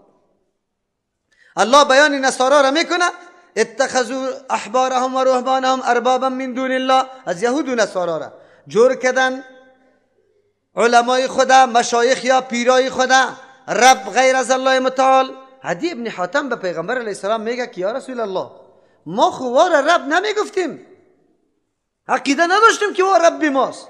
رسول الله صلی الله علیه وسلم برش میگه آیا همینطور نبود که میگفتی این چیز حلال شما معامله حلال قطعش میکردی و را روا میدانستی میخورده و میگفتن این چیز حرام شما هم چی میکردی؟ میگفتن حرام. همینطور بر حلال را تیر کردی یا نکردی تیر؟ خواهرها زیاد تیر کرده. چرا خواهرها زیاد تیر کرده؟ وقتی که در پیش جادوگر رو به نام آقا صاحب میرفتن برش میگفتن پرهیز میدادن.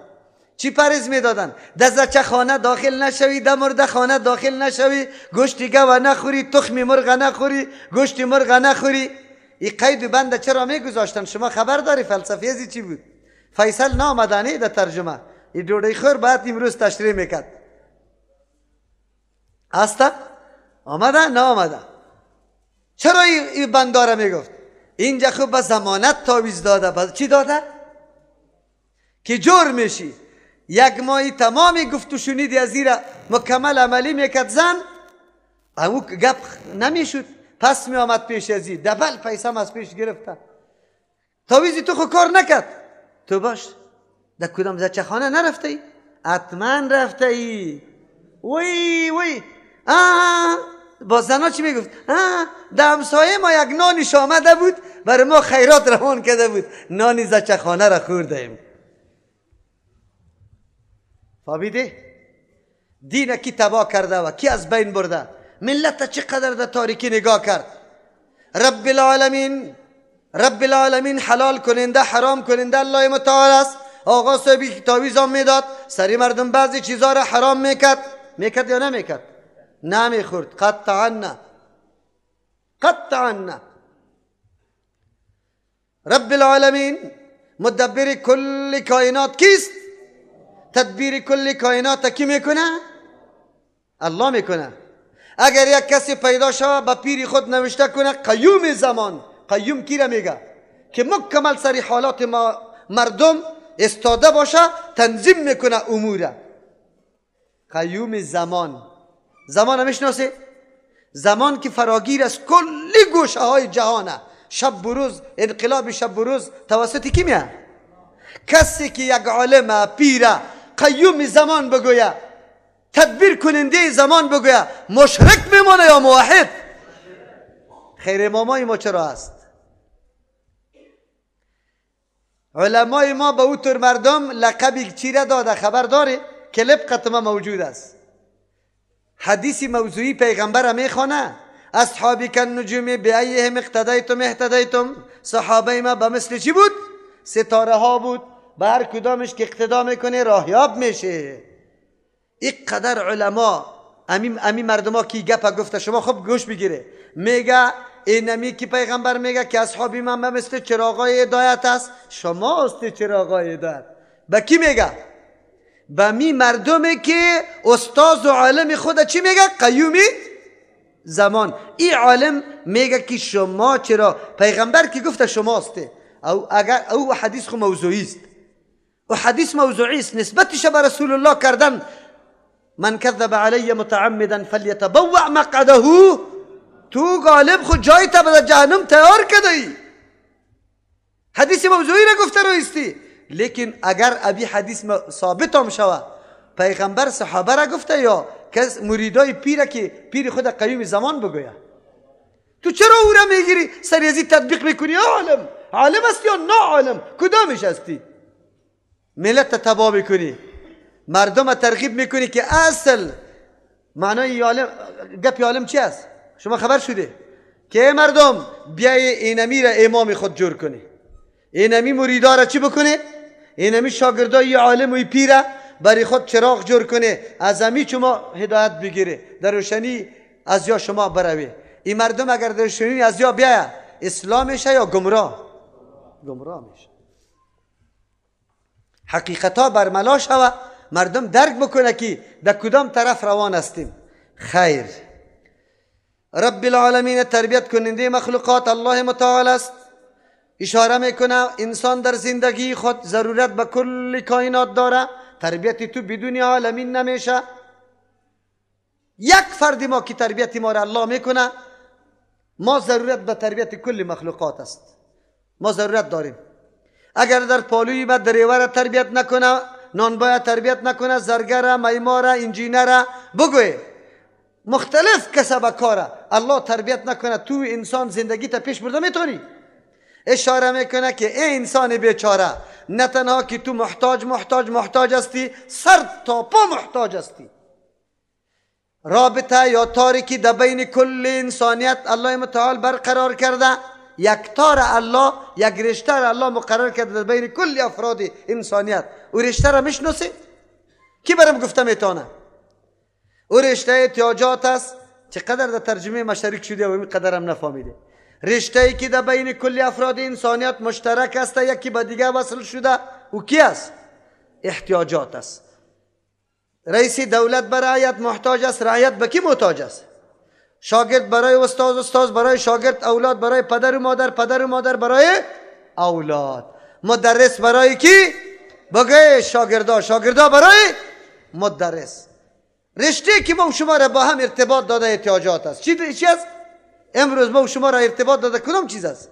احتیاجات است. من احتیاج به شما دارم، تو شما احتیاج به من فعلا داره که من ترجمه کنم. خدا کلام نمیتراشم، خب من خادمتان هستم، هیچ گاهی تو فکر نکنی که مولوی است خدا کلام میتراشه.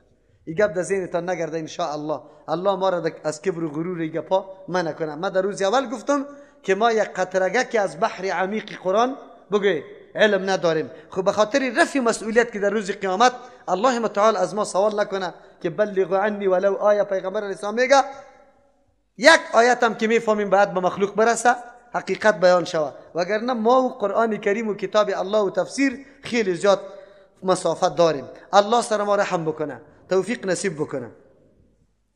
رب العالمین تربیت کننده کل مخلوقات است الله متعال. در اینجا در الحمدلله که دعوا کردیم کل صفاتهای کمال مخصوص الله است، باز اینجا میگیم رب العالمین تربیت کل مخلوقات الله متعال کرده.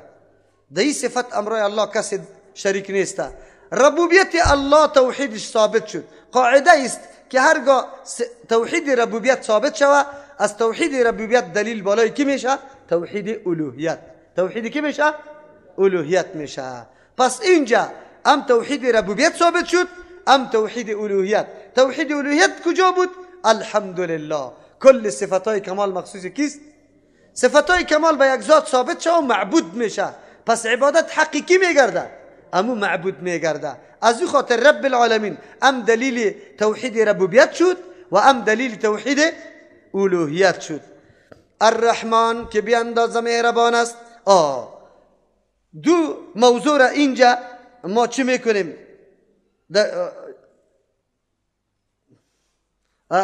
بحث میکنیم. اول در الحمدلله وقتی که توحید حمد ثنا گفتن صفتای کمال خاص شد برای الله و این در سرسری قرآن کریم الله ذکر کرده بود. چرا؟ به خاطر از اینکه اکثر مردم در می توحید زود در شرک واقع میشه.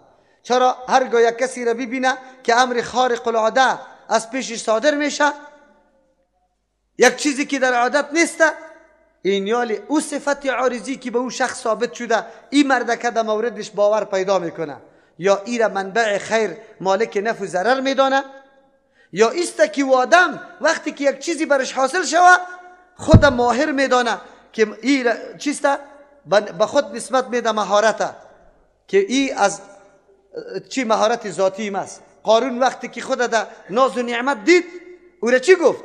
او را علتش چی بیان کرد؟ علمیت و مهارت و هنر خوده. مثل که آلی هم یک تعداد مردم وقتی که یک چیزی کمال عارضی برشان پیدا میشه فکر میکنه که این کمال ذاتی است، حالان که امر عارضی است. الله برای یک امتحان برای چند مدتی بری تو داده، مورد امتحان قرار گرفته. بعضی مردم همینطور اشخاص منبع خیر و شر میدانه، مالک نفع و ضرر. از همون خاطر تصور غلطی که برای مردم پیدا میشه در حق اولیاء کرام است. اگر او یک امر خارق العاده در دستش صادر شود، باز بعد از اون نمیگه که اینی بنده را الله عزت داده به خاطر که کمال تابعداری دین الله را کرده، از او خاطر این مقام برش داده، بلکه این را مالک نفع چی ضرر میپنداره. آلی مردم استدلال همیشه می رقم میکنه، میگه فلانی زیارت چیز نگو، ما دیدم که دایی چقدر کمال است، تو نفهمیده ای. بس اوقات جنی میایه بچگه که تا خواب پچق میکنه، چشماش بلق میبره. باز اونجا تو وقتی در دکتر میری، دکتر میگه چیز نیست، حالا در ملا ببر. ملا در کدام ملا میبره؟ ملایی که قرآن حدیث درس میده، یعنی که تمام روز چادر در سر انداخته، بگه لوحش بیرون نوشته است صبیان و کودک صبیان و مچم، بگه که وقتی قطار میکنه هیچ چیز باقی نمیمانه، سنگ گرده و سرطان و تمام چیزا نوشته است، در پیش از او میبره. او بیچاره خو بندگی جنیات کرده، به شیطانا و سجده میکنه، قرآن زیر پا میکنه، بعد از این جنیات قطش را میگیره. باز امو جنی برش میگه که در فلان زیارت روان کشه. اینمی مردکم برات میگه که برو در فلان زیارت. امی جنی که بچگه که پچک کرده وقتی که دو زیارت بری جنی از پیش چی میشه؟ دور میشه. حال دیگه تو نسبت کمال با کی میکنی؟ این زیارت کم فکر بگی این زیارت همونطور مفت نیسته. ما زوری زیارت تدیده.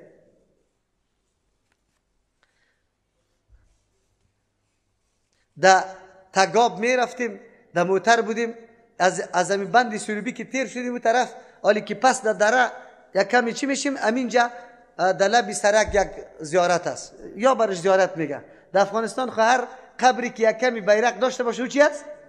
خب او را زیارت میگه. دریور برای من میگه که هر کسی جا به دعا تیر شد تیرش پنچر است. امی گپا که گفت ما کم گرفتم از جلو مکتم پایین شد، نمیمانم تا پایین شد. اینا پایین کردم خودم در جلوی شیشتم. مگم کسی اگر دعا کرده بود دست بالا کرده بود ما قتلش کار دارم. موتر حرکت کرده دواندیم. علی مردکه ای دریور گاهی سر بیرون میکنه که کدام تیر پنچر میشه. تا که در قریش بریک زدم میگه ای خب پنچر نشد. ما گفتم شما واری مستضعفین یا زیر آورده. ما واری مردم در زیر آورده نمیتونه. وهم شما را فرا گرفته، وهم قوی وهم سرتون غالب شده. او یکی خو امی گنبدای مجلل که بروی او جنی گنبدای مجلل کفترها او طرف غرغر میکنه او 2 دانه دیوانه اونجا بسته باشه، 4 دانه مجاوری خیپکته بگوی بروتا دا ایجا او اونه حیبت ناگادم اوجا خود به خود سری تو ترس میاد. حالی دیگه تو چی میکنی؟ تو کدام کارا میکنی؟ الله متعال الحمدلله را که گفت ایدمی نسبت کمال به او کردن اینمی شرک است. شیطان اولین حمله را کی کرده؟ ده امی کرده که اولین حمله شیطان سر امی بود که ما را ده حمد یعنی ده شکرگزاری الله مشرک بسازه. سوره اعراف می کشیم. سوره اعراف آیه 16 و ابدره یک دفعه بفهمیم که الله چرا شروع به الحمدلله کرد و رد کرد شرک در حمد. آیه 16 و ابدره بخیر.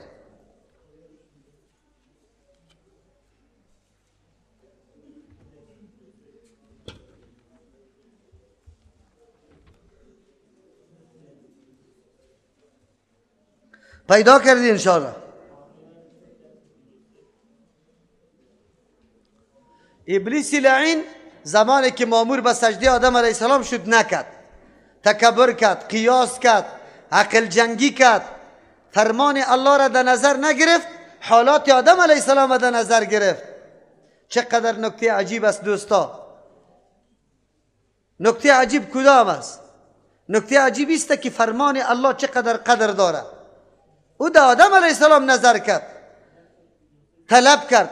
قال انظرنی الی یوم یبعثون. دایت 14 ابلیس دایت 14 میگه ابلیس فهمید که حالی خود در بدر شدم لیکن دمی طور حالتم از الله متعال ناامید نیست. ابلیس است دی طور حالت نافرمانی الله متعال هم کرده لیکن ناامید است که دعایش الله قبول میکنه یا نمیکنه. ناامید نیست که دعایش قبول نمیکنه، دمی حالتم دعا میکنه. خیر ما اگر از این پیش ولو که شرک کرده باشیم ناامید باشیم؟ نه، یقین داریم که الله اگر توبه کنیم گناه ما را چی میکنه؟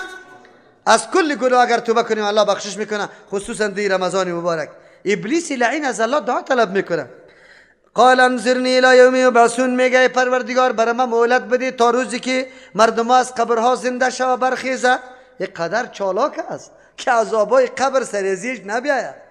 اینطور بدبخت است. قال اینک من المنذرین. الله برش میگه تو از جمله مهلت داده شدگی هستی. قید دیگه در دیگه صورت آمده خو الی وقت چیسته؟ الی یوم وقت معلوم. الله برش گفته قال فبما غویتنی. آلی میگه ابلیس پس به سبب از اینکه تو مرا گمراه کردی. این قدر بدبخت خبیث است، سجده را خود نکردن ملامتیش سر کی میندازه؟ سری الله متعال. یک تعداد مردم ما امروز زنا میکنه، دزدی میکنه، باز چی میگه؟ در تقدیر نوشته بود. تو خبر بودی بدبخت؟ در تقدیر برات نوشته بود که تو یک انسان نجات بده، نماز بخوان.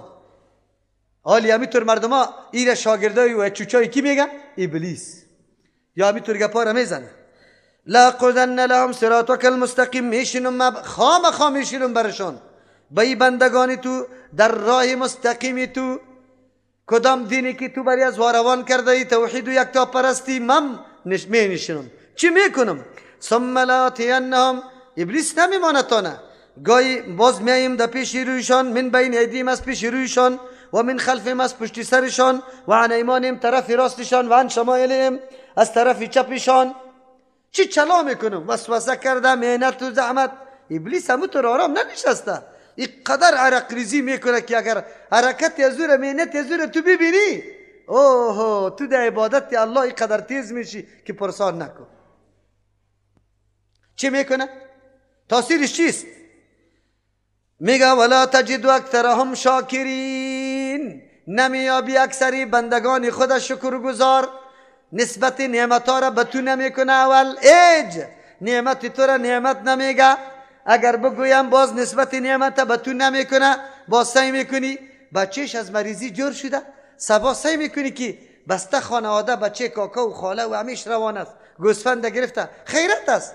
ولی یک گوسفند نظر کرده بودیم، همی بچیم بسیار مریض بود، همی بچیم در مسافری بود، الله به خیر آورد، این سیاسر عامله بود، طفلش به دنیا به خیر آمده، میریم گوسفند در کجا بگوی چی میگه در اوپیان نظر میکنیم، در سری قبر ذبح میکنه. شفا را کی داده؟ لیکن گوسفند در کجا ذبح میشه؟ گوسفند در کابل در شای دوشمشیره بره،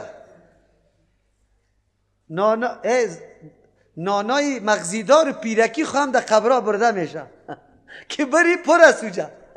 خیرت از کجا شده؟ چاکلیت ماکلیت خوب پرسان نکو، تمامی پشه ها اموجا غر میزنه، از دست چی را؟ شیرینی ها اوجا زیاد میباشه. خو اونجا شیطان گفته اول حمله که میکنه سر انسان تو را نمیگذاره شکرگزار الله باشی. راستی تا نبگوی امی ساعت و لحظه که در قرآن نشسته هستیم این نعمت شکرگزاری کده میتونی؟ از این کده نعمت بزرگ دیگه موجود است در می لحظه. خب ما شما شکرگزاری به این نمیشه که حالی ما بگیم الحمدلله کل صفتای کمال برای الله. شکرگزاری از شما چی تقاضا میکنه؟ سخن شنیدی یا نه؟ در گوش جای دادی یا نه؟ آلی اولین دعوتتان به دوست و به نزدیکتان است، به قریبتان است، تا که وسط میرسه او وقت تو شکرگزاری میتونی. از این خاطر مسئولیتتان است دلتان. یکی دوم موضوعی است که در ربوبیت مردم شرک میکنه. یوسف علیه السلام در زندان است، نفر برش میآید، میکشیم امو آیت آیه 39 را، سوره یوسف آیه 39 پاره 13 پیدا کرد انشاءالله. اعوذ بالله من الشیطان الرجیم. یوسف علیه السلام دو رفیق دارد در بندی خانه. خوابا را دیده اردو رفیقش.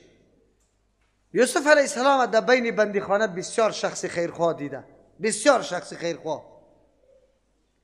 با کی آدم رجوع میکنه؟ راست نبگوی، در آدمی خوب یا در آدمی بد؟ اگر میخواهی که خود مرجع مردم جور کنه چی باید بکنه؟ خوب شوی یا بد؟ در بین زندان به صدها و هزارها نفر بود، به صدها و هزارها، لیکن وقتی دو نفر خواب میبینه با کی رجوع میکنه؟ اگر خود سلفی به منهج سلف روان استی در هر میدان باید امیتور باشی، در هر میدان اول نمبر خدمتگار. یوسف علیه السلام کارای مردمه، خوبی با مردم، کاسه مردم بشوی، ایرت جور کو. مردم ایران بود کی آدم ده اینجا چی میکنه؟ مردم گیرویده خود ساخته بود. از او خاطر وقتی خواب میبینه رجوع به یوسف علیه السلام میکنه.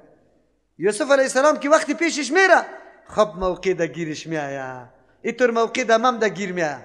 من اینطور موقع ها دارم. این نفرای ما خصوصا در رمضان بسیار نسواری و پودری میباشه. بازمی بیگاه در شام، وقتی شام خیلی قار میشن. چی میشن؟ بازمی زودی کده میگه یکی دوی سه. بازی بیچارگکا که در پیش ملا میره آدرسی کی را برش میده؟ آدرسی ما را برش میده.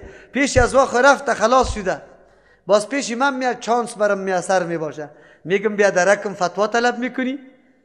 سلفی میشی یا نه؟ مفت خو نیسته.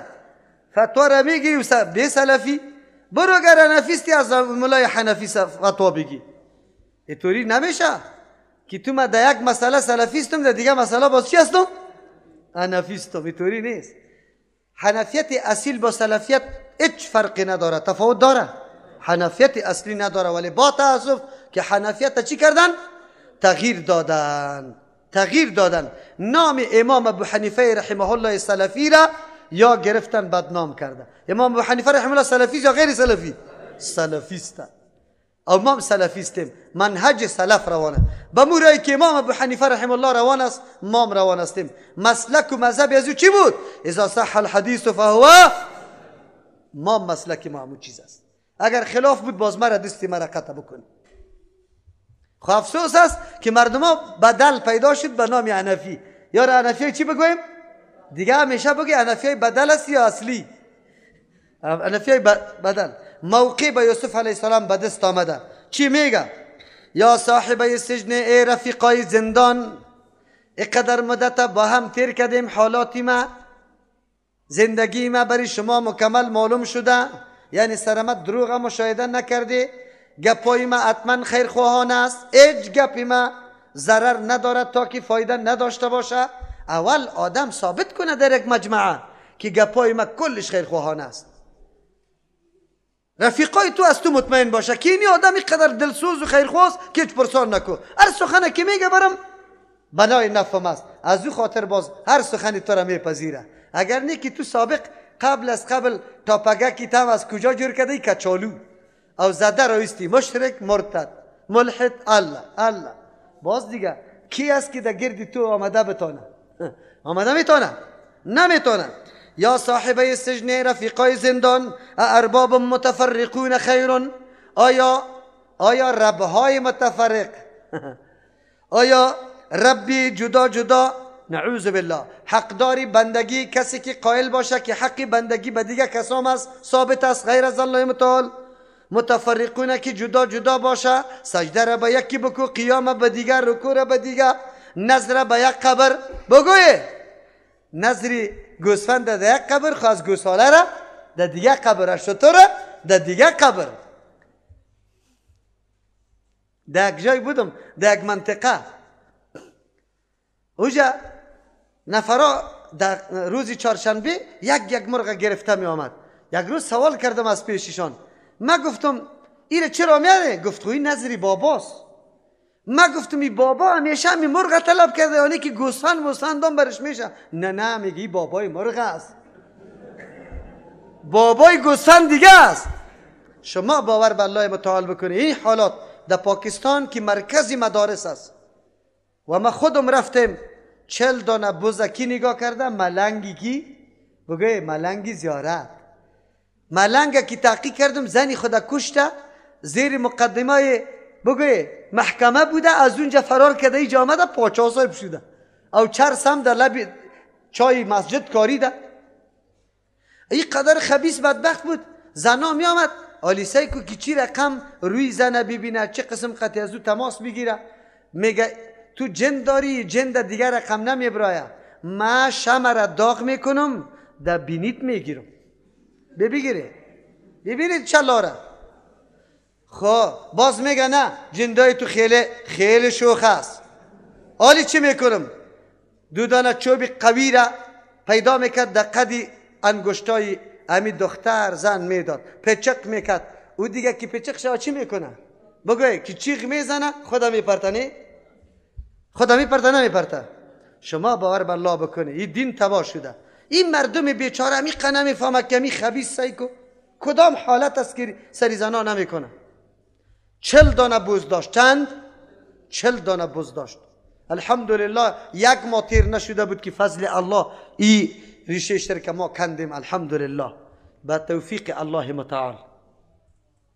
یوسف علیه السلام میگه ارباب متفرقون خیر ام الله بگه واحد القهار. ربای زیاد خوب است یا یک رب باشه؟ امروز ربای زیاد مردم نگرفته، برای امراض تقسیمات نشده. این زیارتی چیست؟ بگه زردی. این دیگهش از چیست؟ سرخی دیگهش از چیز دیوانه بابا، دولکی بابا. ما این ملت تباه شده، در بدر شده، خاک بسر شده، عقیده هم عقیده رفته.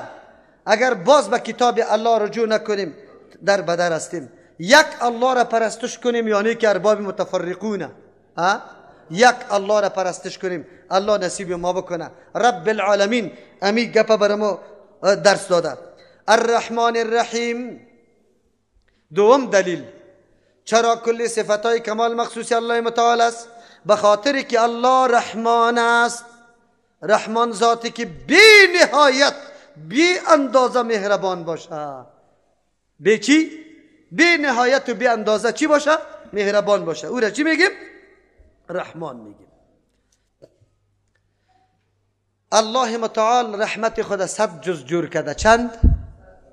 از 100 جز یک جز روان کرده در دنیا و ای را تقسیم کرده در بین کل مخلوقات و کائنات. اگر جنی سری جنس خود ترحم میکنه از امی اثر امی یک جزی رحمت است. اگر پرنده سری چوچه های خود ترحم میکنه از امی جزی رحمت است. اگر حیوان سری چوچه خود ترحم میکنه از امی جزی رحمت است. اگر انسان سری ام جنس خود ترحم و شفقت میکنه از امی جزی رحمت است. متوجه هستی؟ خب متوجه باشی. متوجه به این خاطر باشه که ما جنیات میمانیم، عالم حیوانات میمانیم، عالم پرنده ها را میمانیم، عالم حشرات میمانیم، عالم انسان ها را میگیریم. در بین عالم انسان ها ببینیم که چه قدر جزی رحمت الله چقدر رحمت است. از آدم علیه السلام تا روز قیامت به کرورها انسان ها در دنیا آمده و هر کدام شفقت و رحمت داشته. داشته یا نداشته؟ داشته. اگر کافر است اگر مسلمان است او رم کلش میمانیم، از کل انسان ها رم میمانیم، مقایسه نمیکنیم. فقط ترحم و شفقت یک مادر میگیریم مقایسه میکنیم. امیم شبام یک طفل ما بود، تا پس شوی را گریان کرده، مادر چشمم پرت نکرده. ترحم و شفقت مادر میبینی. امی طفلک به می قدر مقدار گاهی بالا میکنه، گاهی میبره بیرون میکشه، گاهی شور میده، گاهی خو میده، گاهی شیر برش میده، گاهی گولیگه که پیدا میکنه، بازم برش میگه کور شوم، جار شوم، قربانت شوم. و این کدام جای درد میکنه؟ رسول الله صلی الله علیه و سلم هنگامی که به صحابه درس میده که الله چقدر رحمان است، در یک موقع جهاد یک زن دید که طفلک خدا محکم گرفته سرش خدا انداخته. رسول الله به صحابه میگه این زن چقدر شفقت و مهربانی سری طفل خود داره که خدا در نیزه و در تیر برابر کرده، خب به خاطر ازی که طفلش چی شوه؟ نگاه شوه. این مادر نمیگه که ما از بین برم این طفل چی بدرد. خود تا آخرین حالته در سالنگ موتر چپه شد، طفلک در کل سواریا یک طفلک چی بانده بود؟ چرا؟ به خاطر که مادر چی کده بود؟ وقتی که در بین برف رفته بود و خدا سرش چی میگه خیمگک باری جور کده بود که ای تو خیر ببینی. اینقدر شفقت و رحمت داره. اندازه کنه 99 جز رحمت الله که پیش خود باقی مانده. شما برام نتیجه بده از الله جل جلاله کده کسی دیگری مهربان وجود داره؟ قطعا وجود نداره. قطعا نیست. قطعا نیست. ناامید باشه انسان. ولا تقنطوا من رحمت الله. از رحمت الله انسان ناامید نباشه. خیر وقتی که از الله کده رحمان دیگه کس نیست، نتیجه چی میبراید؟ برادرای ما که روان از طرف قبرا به نام توسل و وسیله به ما میگه ما بسیار گناهگار هستیم، قدر گناه کردیم، شرمسار خجالت زده پیش الله متعال رفته نمیتونیم. چرا رفته نمیتونیم؟ به خاطری که الله متعال سرت غضب است.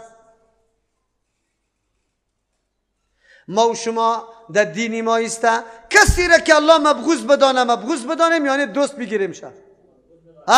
بگوی شما کسی را که الله سرش غضب میکنه ما او را دوست نداریم. داری دوست؟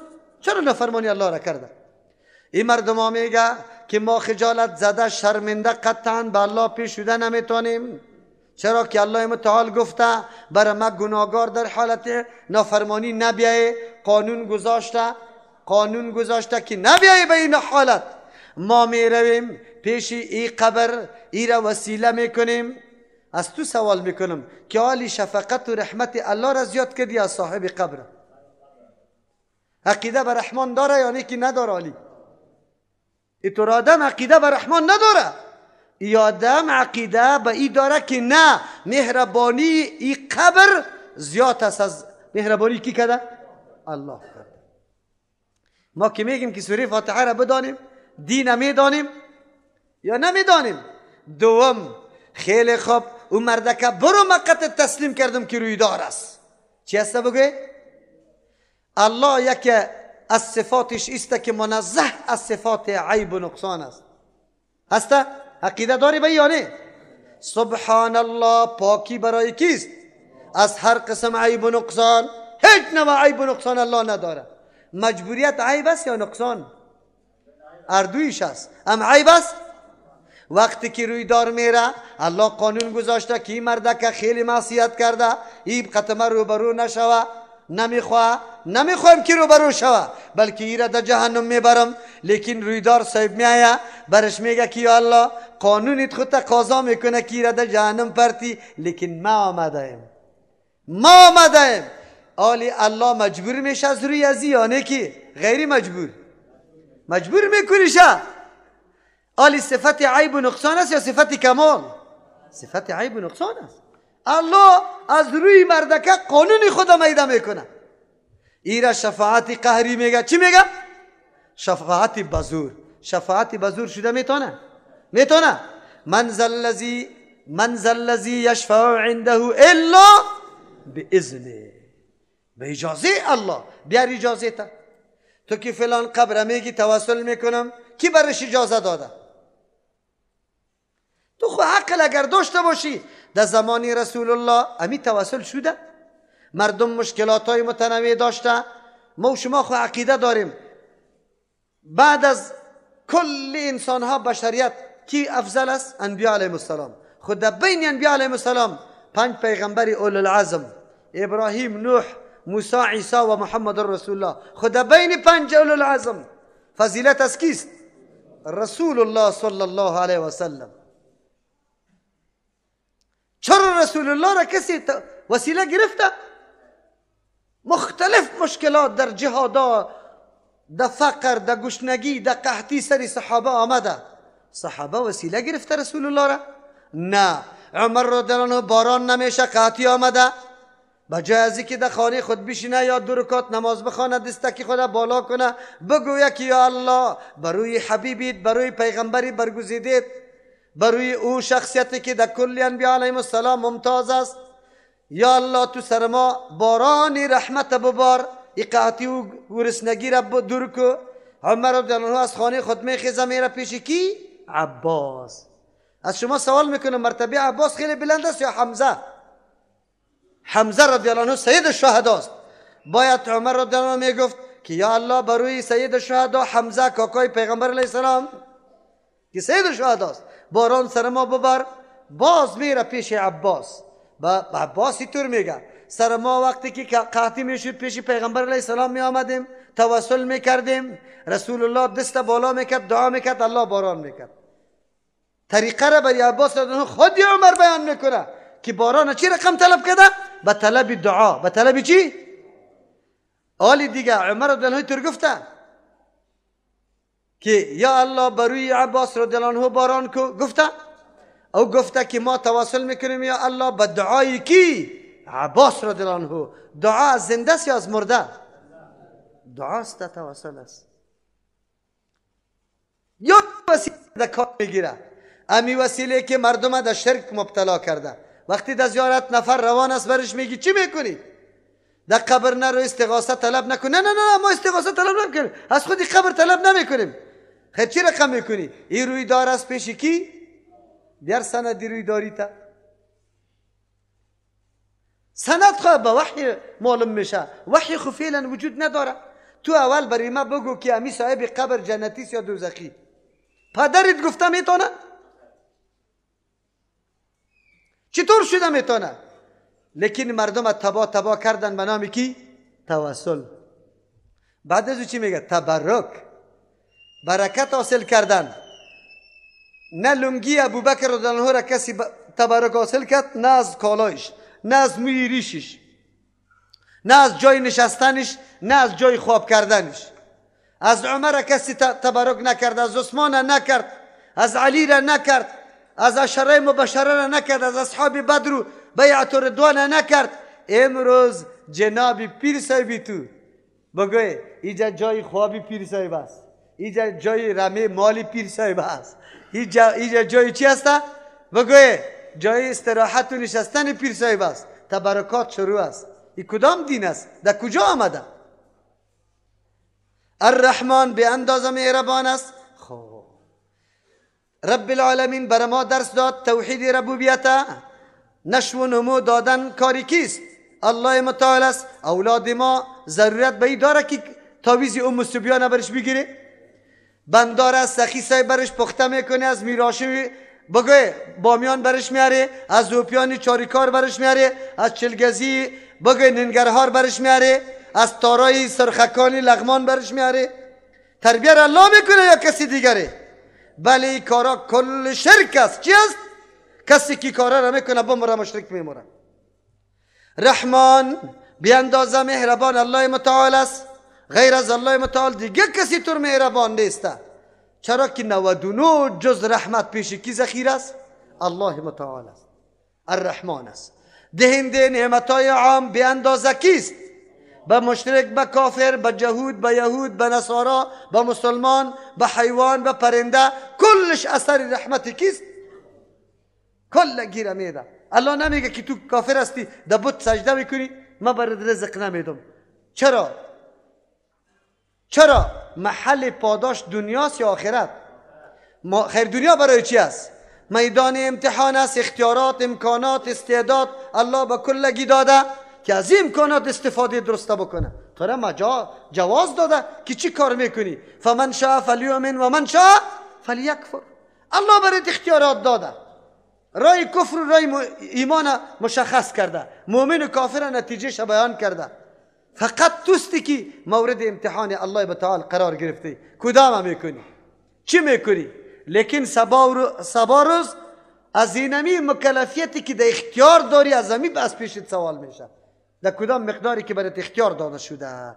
در امر استرار الله از ما سوال نمیکنه. در امر استرار از ما سوال نمیکنه که ما مستر باشیم. اگر مریض شدم قیام کرده نمیتونستم نماز 6 رکعتی خواندم، الله از پیشم سوال میکنه که چرا نماز در حالت قیام نخواندی؟ به خاطر که امر اضطراری است از جانب الله متعال است. اما مرا که سوال میکنه در امور اختیاری سوال میکنه. الله متعال چی کردی؟ من خوب بیان کرده بودم.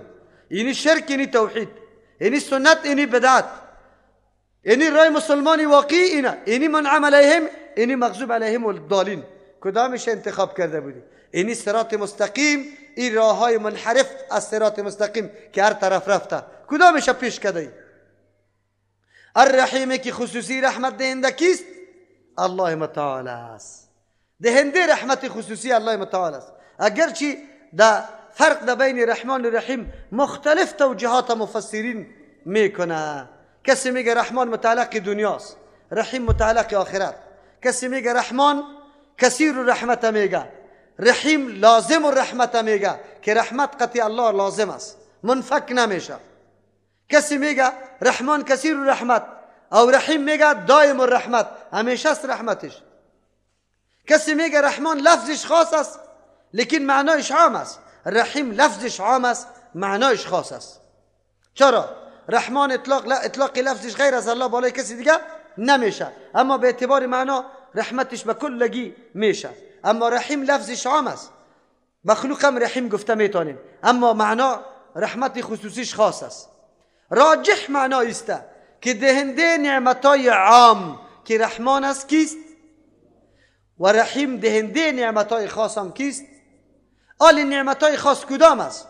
نعمتا تقسیم میشه: نعمت اخروی، نعمت کسبی اخروی، نعمتی که به کسب حاصل میشه و در آخرت است، و یا نعمت کسبی دینی دنیوی. نعمت کسبی دینی دنیوی کدام است؟ خود آراسته ساختن به عقیده صحیح، به عمل درست موافق سنت و اخلاق صحیح، این نعمت است. این توفیق کی میده؟ الله متعال. پس خصوصیت هایی که در افراد خاص وجود داره، چی ولی چی پیغمبر، کی نعمت عطا کرده؟ کی عطا کرده؟ الله جل. پیغمبر نبوت کی داده؟ ولی را ولایت کی داده؟ خوب.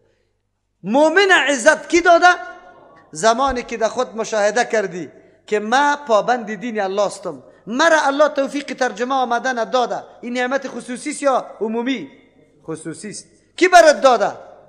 اینجا خود سینه را نزنی که ما بودم، نه، الله توفیق داد، در قلبت همت پیدا کرد، در ذهنت قوت پیدا کرد، تو را وادار به این کرد که با تمام از اینکه خوابی تا می آمد کار و روزگار هم داری، بازم تو را الله توفیق داد که بیایی در درس قرآن کریم. دهنده نعمتا کیست؟ خب آیا کسی هست که همینطور نعمت به کسی داده بتانه؟ در این صفت امرای الله کسی شریک است؟ الحمدلله کل صفتای کمال مخصوص الله است. چرا؟ به خاطر که رب العالمین تربیت کننده کل کائنات الله است. در این صفت یکی هم قطعی الله شریک نیست. رب العالمین الرحمن که بی اندازه مهربان است، رحمت الله عام است، تمام مخلوقات و کائنات شامل است. پیدایش آسمان زمین، آوردن شب و روز، گرم کردن آفتاب، روشن ساختن آفتاب، تاریک ساختن شب، بگوی تغییر و تبدیل آب و هوا، بادار ده موظف کردن برای انتقال ابرها، بحرها، خشکه ها، درختها، گیاها، کلش اثر رحمت کیست؟ در این صفت امرای الله کسی شریک است؟ قطعا نیست. دو دلیل: الرحیم دهنده نعمتهای خصوصی الله است، کسی را هدایت میده، کسی را و علم میده، علم دین، کسی را الله عبادت خوب عبادت توفیقش برش نصیب میکنه. این رحمتهای خصوصی است. دهندش کیست؟ میتونه کسی دیگری را بده؟ توفیق دادن کارای نیک فقط در اختیار الله است. انک لا تهدی من احببت، تو هدایت کرده نمیتونی پیغمبر، توفیق داده نمیتونی که راه ایمان در پیش بگیره. کسی را که تو دوست داری، ابو طالب از زیاد کوشش میکرد رسول الله صلی الله علیه و سلم یا نمیکرد؟ توفیق داده نمیتونی، راه را نشان داده نمیتونی که اینی راه به اینجا وصل میشه، برو سری نمی راه، اراءت الطریق میتونی، لیکن توفیق داده نمیتونی. مالک یوم الدین، چهارم دلیل، اختیارداری روز جزا. مالک هر نوع تصرف که میتونه، کسی را میبخشه، کسی را بدل و پاداش زیاد میده، کم میده.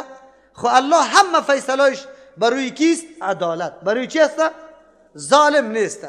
مالک یوم الدین، اختیارداری روز جزا کیست؟ الله متعال است. روز جزا وجود داره، وجدان و عقل ما تقاضا میکنه که روزی پاداش دادن موجود باشه. چرا؟ در دنیا مظالم زیاد ما مشاهده میکنیم، بر ما را میبینیم که تفلکا را زیر پا میکنه، در میده، در استوانه ها بسته میکنه. شبکه های شیطانی برای دفاع امی عمل ناشایسته بر مایا دیگه کارا را هم در راه انداخته تبلیغات میکنه. مالک یوم الدین، اختیارداری روزی جزا، روزی پاداش، روزی بدل و عوض موجود است. وجدانم تقاضا میکنه، عقلم تقاضا میکنه، نقل خو میگه که روزی پاداش یا عوض دادن وجود داره. اگر نباشه دل آدم میکفه، مظلوم زارکف میشه، زمانی که مورد ظلم ظالم قرار میگیره. بزرگترین تسلی ما سری چی میشه؟ که یک روز از روزها عدالت الهی قائم میشه که اونجا مسئله زورداری نیست، مسئله رشوت ستانی نیست، مسئله رویداری نیست. واتقوا یوما لا تجزی نفس عن نفس شیئا ولا يقبل منها عدل ولا تنفعها شفاعت ولا هم ینصرون. اونجا پرداری نیست که قوما بخیزه از کسی دفاع بکنه. مکمل محکمه عدالت الهی قائم میشه. کسی رب لب بی خودم شور نمیتونه تا که اذن کی نشوه؟ الله جل جلاله. لمن الملک اليوم، پادشاهی امروز از کیست؟ کسی رب زده نمیتونه. الله خود اعلان میکنه لله الواحد القهار، برای یک الله، یک متصرف کامل، القهار که زبردست و غالب است، همه چیز در زیر تسلط و سلطه از او قرار داره. الله خو مالک دنیا هم است، تنها روزی جزا پاداش دادن خو نیست، بله امی اختیارات الله در روزی پاداش دادن خیلی نمایان میشه. چرا؟ اختیارات ذاتی است یا عارضی؟ عارضی. اختیاراتی که ما امروز داریم عارضی است یا ذاتی؟ اگر ذاتی می بود در هیچ موقع سر ما کسی کامیاب نمیشود، چپیلاق زده نمیتونست. اختیارات عارضی است، در هر موقع ما هر کار کرده میتونستیم، لیکن عارضی است. الله موقتا برای ما داده. امی اختیارات عارضی یا مجازی بگوییم در روز قیامت چی میشه؟ خاتمه پیدا میکنه. مالکیت الله در اونجا خواب نمایان میشه به هر کس. در این دنیا خوونه بوش اعلان کرد، گفته هر کسی که با ماست با ما، که قطع ما نیست، تروریست است. دو شق جور کرد. چند شق؟ و بدبختی خبیث، نه با توست نه بگوی با تروریست، سوم نفر است. تو چرا دو شق میکنی؟ دنیا را تقسیم کرد که کسی قطع ما همکاری بکنه که نه نمیکنه، ما ای را در لیست تروریستا میگیریم. تا حالی را گرفته یا نگرفته؟ یک کسی در مقابلش نمیخیزه. این اختیارات مجازی است یا نه که دائمی است؟ این انتها پیدا میکنه. روزگاری میرسه که این غرزدن از یام باقی نمانه، این حالات از یام باقی نمیمانه. اختیاردار روز جزا الله متعال است. همین عقیده را اگر ما در ذهن خود پرورش بدیم، جابجا کنیم، مستحکم کنیم، چی نتایج به بار میاره؟ اختیاردار روز جزا تنها و تنها الله متعال است. کسی به کسی بدون اذن الله سفارش کردن نمیتونه. پس رد شد بالای کسایی که یهود میگفتن. چی میگفتن؟ یهود میگفتن نحن ابناء الله و احباؤه، ما بچای الله هستیم، نعوذ بالله، و دوستای الله هستیم، الله ما را عذاب نمیده. و قالوا لا يدخل الجنه الا من كان هودا او نصارا. باز چی میگفتن؟ و قالوا لن تمسنا النار الا ایاما معدوده. این را پندارها میگه، پندارها. یک عالم پندارها را یهود جمع کرده بودن، میگفتن ما اولادای پیغمبرای الله، اولیای الله هستیم، آخوندزاده هستیم، بگوی ملازاده هستیم، پیرزاده، سیدزاده هستیم، بر ما کدام عذاب مذاب نمیرسه. این پندار موجود بود. قرآن سرش رد کرد. مالک یوم الدین، اختیارداری روزی پاداش دادن از کیست؟ اونجا کسی را نه سفارش کرده میتونه، قطعا نه. و کم من ملک فی السماوات چیستا لا تنفعهم شفاعتهم شیئا الا من بعد ان یأذن الله لمن یشاء و یرضا. تا که الله بخواه و الله راضی شود. ملک وجود داره، خو شفاعتش نفرسانده به کسی نمیتونه. چطور تو در این تصور غلط تمام عمری تطیر کردی که من آقا صاحب هستم بخشیده میشم، آخوندزاده صاحب هستم، پاچازاده صاحب هستم؟ نه، به این ناما نمیریم که سلفی و حنفی بگیم که برو جنت برا ماسته. مالک یوم الدین، اختیاردار روز جزا کیست؟ الله به کسی پاداش نیک میده که صفتای قبلی قرآن کریمه به وجه درست در زندگی خود مکمل عملی کرده باشه، عقیدهش جور شده باشه که کل صفتای کمال مخصوصی کیست؟ رب العالمین الله است، رحمان الله است، رحیم الله است. این عقیده را داشته باشه، نه برای هر کس. تا که این عقیده موجود نباشه، نه سفارش برات میشه، نه بخشیدن برات میشه. مالک یوم الدین، پندارها و خیالاتی که ما در سر میپروراندیم کلش از بین رفت. اونجا اختیارات از الله متعال است.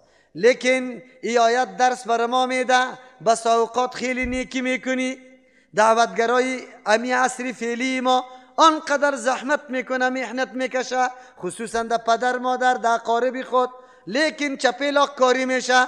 آخرش برش میگه برای زنی تبیگی قطی خود دیگه در این خانه نبینم ده، هر طرف که میری تو وابی بدبخت وابی بدبخت را میکشه، دلت در کفیدن میه. یگانه چیزی که تو را استوار ساخته دعوتی تا ادامه میدی و رای خود حق میپنداری. کدام کلمه است؟ مالک یوم الدین، اختیاری پاداش دادن، عوض دادن در روزی پاداش دادن از کیست؟ او پیش خو عقیده داشتم که الله علمی محیط داره. علم چی است؟ عقیده دارم که الله متعال به اندازه یک مثقال خیر و شر مرا ای طرف زایه، فمن یعمل مثقال ذره خیری یره و من یعمل مثقال ذره. الله مالک یوم الدین مرا وادار ساخت که گاهی قدم خود غلط نمانم. ماه مبارک رمضان است، چی باید بکنم؟ کدام عملی که الله راضی میشه؟ چرا؟ به خاطر که مالک یوم الدین اختیارداری روزی جزا و پاداش الله است. اللهی که مرا میبینه. سعیست در تاکه و زندگی را اختیار کرده ای، زنی تا گفتی که دیگ بکو، کس نمیبینه مرا. سعیست که در هتل 4 نفر یک جای شدی، رفتی در بند قرغه قرایی که در یک چیسته در هتل پردهدار، هتلی را میگی که ما اینجا یک میله و مجلس میکنیم، پیسه تا دبل بگی، پیسه تا دبل بگی، خو ما این کار میکنیم. از کی خدا پنهان نمیتونی؟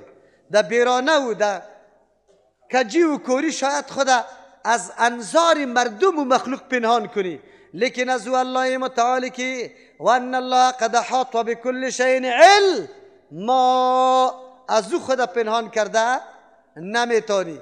بله بیگاده افطاری نشسته ای، افطاری را تیار کرده ای، از کدام طعام؟ دزدیست؟ از بدروغ به دست آورده ای یا از غصب زمین است؟ از کجاست؟ از پول رقاصاست. هتلیا فکری خدا بگیره که افطاری خدا از پیسه رقاصا برابر نکنه، که باز دست خدا بالا میکنه و انا یستجاب لذالک، برش بیا که از کجایی چی میشه؟ بگه مستجاب میشه. رزق حلال است یا نه؟ کی خبر داره که رزق حلال است حرام است؟ کس خبر نداره. و ان الله قد احاط بكل شيء علما، الله سری همه چیز علمش احاطه کرده، به الله معلوم است که چی میکنی. مالک یوم الدین تو را وادار ساخته، یک روز است پاداش و عوض داده میشه از طرفی که اترزاتی که علیم است، خبیر است، همه اموری مرا ثبت و سجل کرده و اتمی است، پاداش دادن اتمی است، یک ذره تا و بالام نمیشه. چرا تو امروز راه غلط در پیش گرفتی؟ کدام طرف روان استی؟ مالک یوم الدین اختیاردار روزی جزا پاداش دادن الله متعال است. میچله روی داری کسی؟ نه. پول و پیسه؟ نه. پرداری و قوم استاد شوه میچله؟ نه. از طرف دیگه قطمه امداد میشن؟ نه. با جز از عقیده سوره فاتحه و عملی که سوره فاتحه برای ما تعلیم میده. امی دو چیز سبب نجات ماست. مالک یوم الدین اختیارداری روزی جزا الله است. دین به معنای جزا است، اگر چی دین معانی زیاد داره، تشریح زیاد نمیکنیم، انشالله مختصر باشه، اصلی مطلب بدانیم. انسان چند حالت داره دوستا؟ 4 حالت داره. حالت پیدایش، حالت تربیه نموید، حالتی که برای تو تمام وسایل مورد نیازی داده شوه و حالتی که قطعی تو محاسبه صورت میگیره. در این دنیا آمدی، کی پیدا کرده؟ کی در این مستوى رسانده؟ اسباب مورد نیازی تا کی فراهم کرده؟ و باز قطعت محاسبه کی میکنه؟ الحمدلله پیدا تو را کی کرد؟ به خاطری که تمام صفات کمال مخصوص الله بود. یک صفت کمال خالقیت است. چیز؟ خالق کی شد؟ تو را کی پیدا کرد؟ بعد از تو کی عالی گاهی جوان هستی، قوتت پیدا شده، یک دفعه دیوال قطعی بوکس میزنی، ما بوکس مین هستم. یک دفعه ترگل میکشی به مردم پیش میکنی که رسام پیدا شوه مواری، انجینر صاحب ایتور نقشه ها را طرح کرده ای، اعلان میکنی کسی موار انجینر نیست، دکتر صاحب پروفسور نوشته کرده ای به هزارها نفر بگوی نمبر میگیره برای تو. این کمالات کی برات داده بود؟ کی تو را تربیه کرد؟ کی تربیه کرده؟ الله تربیه کرده. ما و شما در کدام مستوایی که قرار داریم تربیه ما را کی کرده؟ آن چیزی که ما نیاز در زندگی خود داشتیم، خصوصا در این دنیا، اگر از خوراک، از نوشاک، از خواب، از تمام وسایل زندگی و آسایش کی برای ما فراهم کرده؟ انتظامش کی کرده؟ این هتل برای ما برابر شده، گروپا چت خیلی خوب برای ترجمه قرآن کریم ما امروز استفاده شده. کی فراهم کرده بود؟ الله در قلبش انداخته. اگر در قلبی هتلی نمینداخت ما و شما را میموند؟ نمیموند. خب حال دیگه محاسبه کی میکنه؟ اینقدر نعمتایی که الله برای ما داد استفاده کردیم، چشم، گوش، قلب، فکر، بگوی صحت، سلامتی، تمام اعضای ما نعمتای بزرگ الله. مواد خارجی که برای ما مهیا شد، امی جای راحت، جای وسیع، لاسپیکر، ترجمه قرآن کریم، پسان موتر آماده است ما را در جای میبره. شام که میشه آنقدر طعام لذیذ در پیشت برابر میشه که پرسان نکن. امی طعام لذت کی میده که تو نشاط و تازگی پیدا میکنی؟ الله از همین نعمتا سوال کنه یا نکنه؟ سوال کنه. سوال کردنی کیست؟ اول و آخرت ما بینت کلش تعلق به کی داشت؟ شما بگی که حق بندگی را کی داره؟ به کی بندگی شوه؟ حق بندگی فقط و فقط برای الله متعال است، نه به کدام معبودی دیگری. خود به خود اعتراف میکنی که ایاک نعبد، خاص تو را عبادت میکنیم. یکی.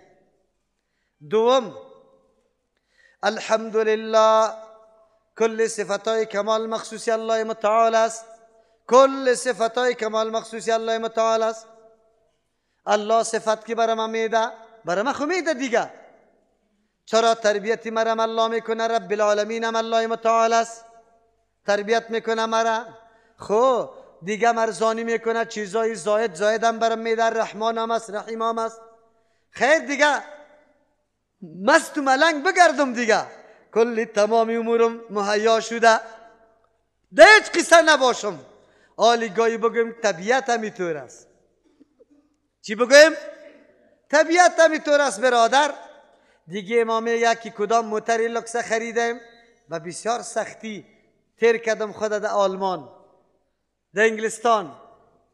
ایره ما به بسیار کار و احمت خود به دست آوردیم. همینطور بگویم از او خاطر ما ضرورت نداریم که الله ما را امر کرده نماز بخوانیم. چی بکنیم که نماز؟ چی بکنیم این روزه در این گرمی؟ چی بکنم پیسه به محنت به اولی دست پیدا کردیم برم در حج، به اولی دست پیدا کردیم مالی چلمی سیشه به غریبا.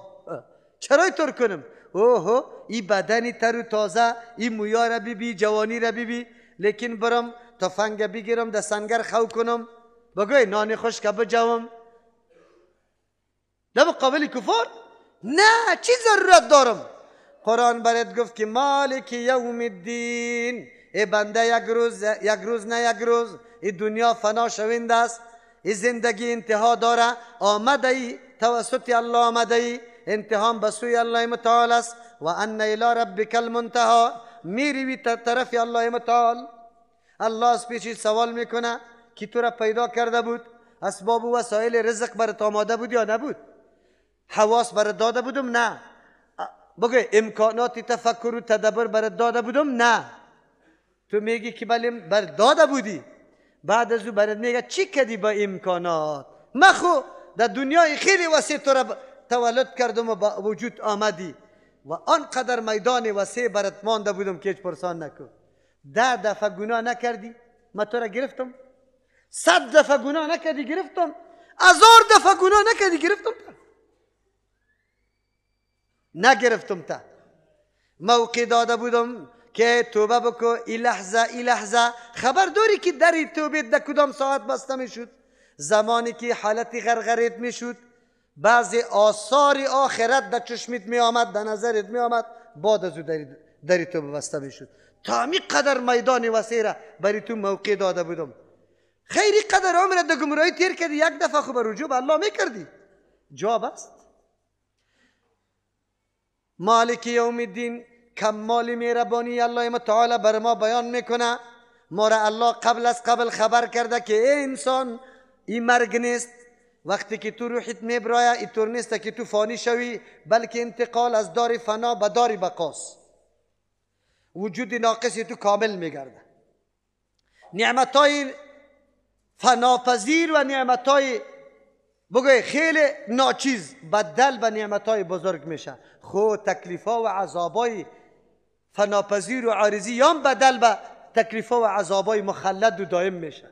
موتوره تنبیه میده الله چقدر عالی. اگر از توتل برایم دریوره که بگوی از رای چارای شهید از رای چارای ترافیک نرو. چرا؟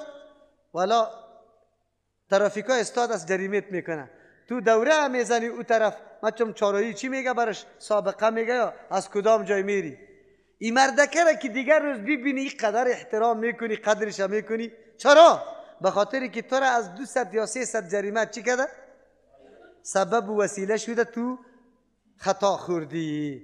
فقط همی قدر کار شده، 300 روپیه را فایده کرده. این مردکه را چقدر احسانش میپذیری؟ انسان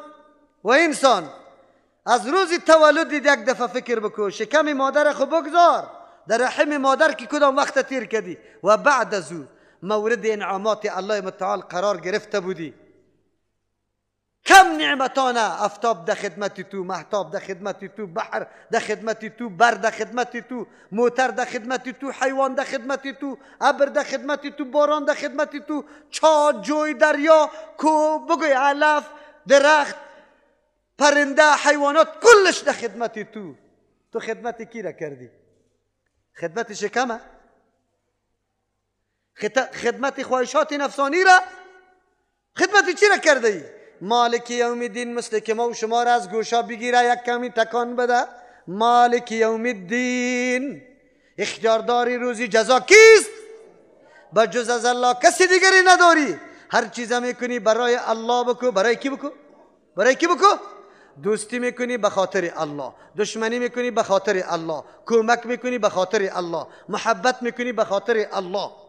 در ترجمه قرآن میایی به خاطر کی؟ کلی ازی به خاطر کی؟ به خاطر کی؟ عبادت امیره میگه که به خاطر کی باشه؟ لیکن امی به کدام نقشه باشه؟ به نقشه کسی را که الله انتخاب کرده. او کیست؟ بگه رسول الله. به نقشه رسول الله. خود به خود 4 مقدمه مانده شد، حالات چارگانی تو بیان شد. بعد از او میرسی ایاک نعبد، خاص تو را عبادت میکنیم. الحمدلله چی بود؟ مدعا. رب العالمین دلیل اول، رحمان دلیل دوم، رحیم دلیل سوم، مالک یوم الدین دلیل. نتیجه چی برآمد؟ ایاک نعبد، خاص تو را عبادت میکنیم. اصل نتیجه است. موضوع مرکزی قرآن کریم کدام چیز است؟ ایاک نعبد. ابن قیم رحمه الله میگه تمام اسرار بندگی الله دمی 2 جمله نهفته. دکن چند جمله؟ ایاک نعبد. بس بندگی امیره بگه که کل عبادتای مخصوصی کی باشه؟ مخصوصی کی باشه؟ ولی وقتی که ضرورت و حاجت پیدا میکنی این از کی طلب بکنی؟ یا سخی صاحب، پیرانی پیر صاحب، از کی طلب میکنی؟ نظر و نیاز به الله میکنی یا به سخی صاحب؟ تشریح میکنیم عبادت تشریح میکنیم. خب صحیح که فهمیده شوه که عبادت چی را میگه. اصلی جمله نعبدو کس، لیکن کاف پیش شده، بحث علمی است به خاطر تخصیص. اگر ما بگیم عبادت تو را میکنیم یا الله، معنا غلط میشه. معنای صحیح است که خاص تو را چی میکنیم؟ خاص تو را عبادت. خاص تو را عبادت کی میشه برادرها؟ خاص تو را میمان میکنم. لیکن اگر امرای تو بگوی غلامی تو را میمان کردم یا امرای تو مولوی صاحب میمان کردم، این گپ ازی راست است یا دروغ؟ دروغ میشه. چرا ای گفت خاص تو را میمان میکنم؟ مرا خو خاص میمان نکرد. پالوی ما غلامی مرم میمان کرد، پالوی ما مولوی صاحبم میمان کرده. خاص عبادت، خاص عبادت به الله وقتی میشه که یک عبادت هم به غیر الله نکنی. یک عبادت هم به غیر الله نکنی. کوتاه مثال برات میگم باز تشریح میکنیم. السلام علیکم و رحمت الله و برکاته. به می خاطر گفتم که تو از من خوش شوی. سلام عبادت است یا نیست؟ برای کی کردی؟ برای خوش کردن امی انسان. میفهمی؟ رسول الله که میگه که من سر امتی خود از شرک خفی میترسم، کدام است؟ ریا. کدام است؟ به این خاطر است که عبادت ما بشناسیم. تا وقتی که عبادت نشناختیم نمیفهمیم که در شرک واقع شدیم یا نه. ضد توحید که شرک کسی را نشناسیم نمیتونیم خود نجات داده. از او خاطر اول بعد عبادت تشریح شود. عبادت نهایت تذلل و عاجزی در پیش کسی کردن. در لغت عربی کدام رایی که مردم خیلی زیاد رفت و آمد سرش کرده باشه او را طریق معبد میگه، یعنی رای پایمال شده. کالایی که زیاد پوشیده شده ذوب شده، بیخی قرط واره چی شده؟ او شده. این را ثوب معبد میگه. چی میگه؟ کالای خیلی زیاد استعمال شده. از او خاطر یک شرط عبادت حتما تذلل و عاجزی است. عبادت 3 رکن داره: کمال محبت، کمال خوف و کمال چی؟ رجا یا امید. اگر 3 موجود شد عبادت میشه. اگر یک شرط این نبود، یک کس خیلی امید برش داری و خیلی از پیشش میترسی، عبادت میشه تا که محبت نداشته باشی. محبت داری لیکن طمع برش نداری، ترس هم از پیشش داری، محبت عبادت میشه؟ نمیشه. محبت داری، طمع برش نداری لیکن ترس از پیشش داری، باز عبادت نیست. 3 رکن اساسی داره: کمال محبت، کمال امید یعنی او را مالک نفع بدان، و خوف از ضررش بکن. این را عبادت میگه. این مردمایی که میگه ما ذکر الله را میکنیم، ذکر عبادت است یا غیر عبادت؟ بدون از اینکه واره مورد سوال قرار بدیم که ذکر عبادت است، طریقه عبادت کی نشان داده بر ما؟ رسول الله. اول ثابت کوي که رسول الله امیر رقم در لاسپیکرها استاد کرده نفرای از صحابه را. باز بعد از مدح رسول الله را کرده و صحابه یک دفعه هو گفته، دیگهش بو گفته، دیگه شوجه قلات شده افتاده، دیگه شکار کرده. بکش برا منی بدون از اینکه سوال بکنیم. حالی سوال دیگر را برش میکنیم که عبادت خو نهایت عاجزی را میگه. او شما مست میشی اینطور چرخکا میزنه که پرسان نکن یا عاجزی است یا چرخک زدن، کدامش است؟ عبادت در شریعت شیخ الاسلام ابن تیمیه رحمه الله میفرمه هر عمل و قول پسندیده به نزد کی؟ الله. بسیار مهم است. هر قول و عمل پسندیده به نزد الله عبادت است. تمام مامورات الله چیست؟ عبادت. چرا؟ به خاطر که پسندیده به نزد کیست؟ الله. که پسندیده نباشه امر میکنه؟ نمیکنه. اجتناب از تمام منهیات چی است؟ چرا؟ اگر الله خوش نداشت اجتناب ما را من نمیکرد؟ نمیکرد. پس یک عبادت یک مفهوم خیلی شامل و جامع است. آنقدر شامل و جامع است که پرسان نکن. مؤمن تمام عمرش در عبادت تیر میشه، تمام عمرش، اگر بفهمه. ما پیشتر مثال دادیم. آمدم السلام علیکم و رحمت الله و برکاته، کلمات درست گفتم و بسیار محبت گفتم. به خاطر ازی گفتم که کلمات الله دوست داره. کی؟ و توسط پیغمبرش به من تعلیم داده. اگر این به خاطر الله گفته باشم عبادت شد یا نشد؟ عبادت شد. دسته که به دست دادم و خب پچک کردم، اظهار محبت با تو کردم به خاطر کی؟ رضای الله. چی شد بگوی؟ عبادت شد. زمانی که میخیزم رخصت میشم بری تو میگم که من میرم رخصت میشم، السلام علیکم و رحمت الله میگم، اون بری و علیکم السلام و دعام برات میکنه که استودع الله دینکم و امانتکم و خواتم اعمالکم. و او پس برش میگه استودع چیسته؟ کم الله الذی لا تضیع ودائعه. ودائعه. اینطور دعا را تو برش کردی، عبادت شد یا نشد؟ عبادت شد. این را بگذاری. اگر تو امروز رفتی در دکان و مال حلال، یک لقمه حلال پیدا کردی به این نیت که ما اولادم نفقش سر ما فرض است و به اولاد خود اینمی لقمه حلال میبرم، عبادت است یا غیر عبادت؟ چرا الله بر ما گفته یا ایها الناس یا ایها الذین آمنوا کلوا من طیبات ما رزقناکم، بخوره از آن چیزی که حلال و پاکیزه است، از رزقی که الله میگه ما برای شما دادیم. الله امر کرده. پس معلوم شد که عبادت یک امر خیلی وسیع و شامل است. قاشی خدا نترش کردن، قاشی واز ملاقات با یک برادر کردن چی است؟ از او خاطر است که در یک موقع پیغمبر علیه السلام به صحابه گفت که سر هر بندی وجود شما صدقه است. صحابه گفتن یا رسول الله، بندای وجود خو انسان خو خیلی زیاد است، او هر کدام ما کی توان داریم که هر روز به این مقدار صدقه بکنیم؟ 360 بند در وجود انسان است. 360 صدقه از کجا شود؟ رسول الله برش میگه که امر بالمعروف چیست؟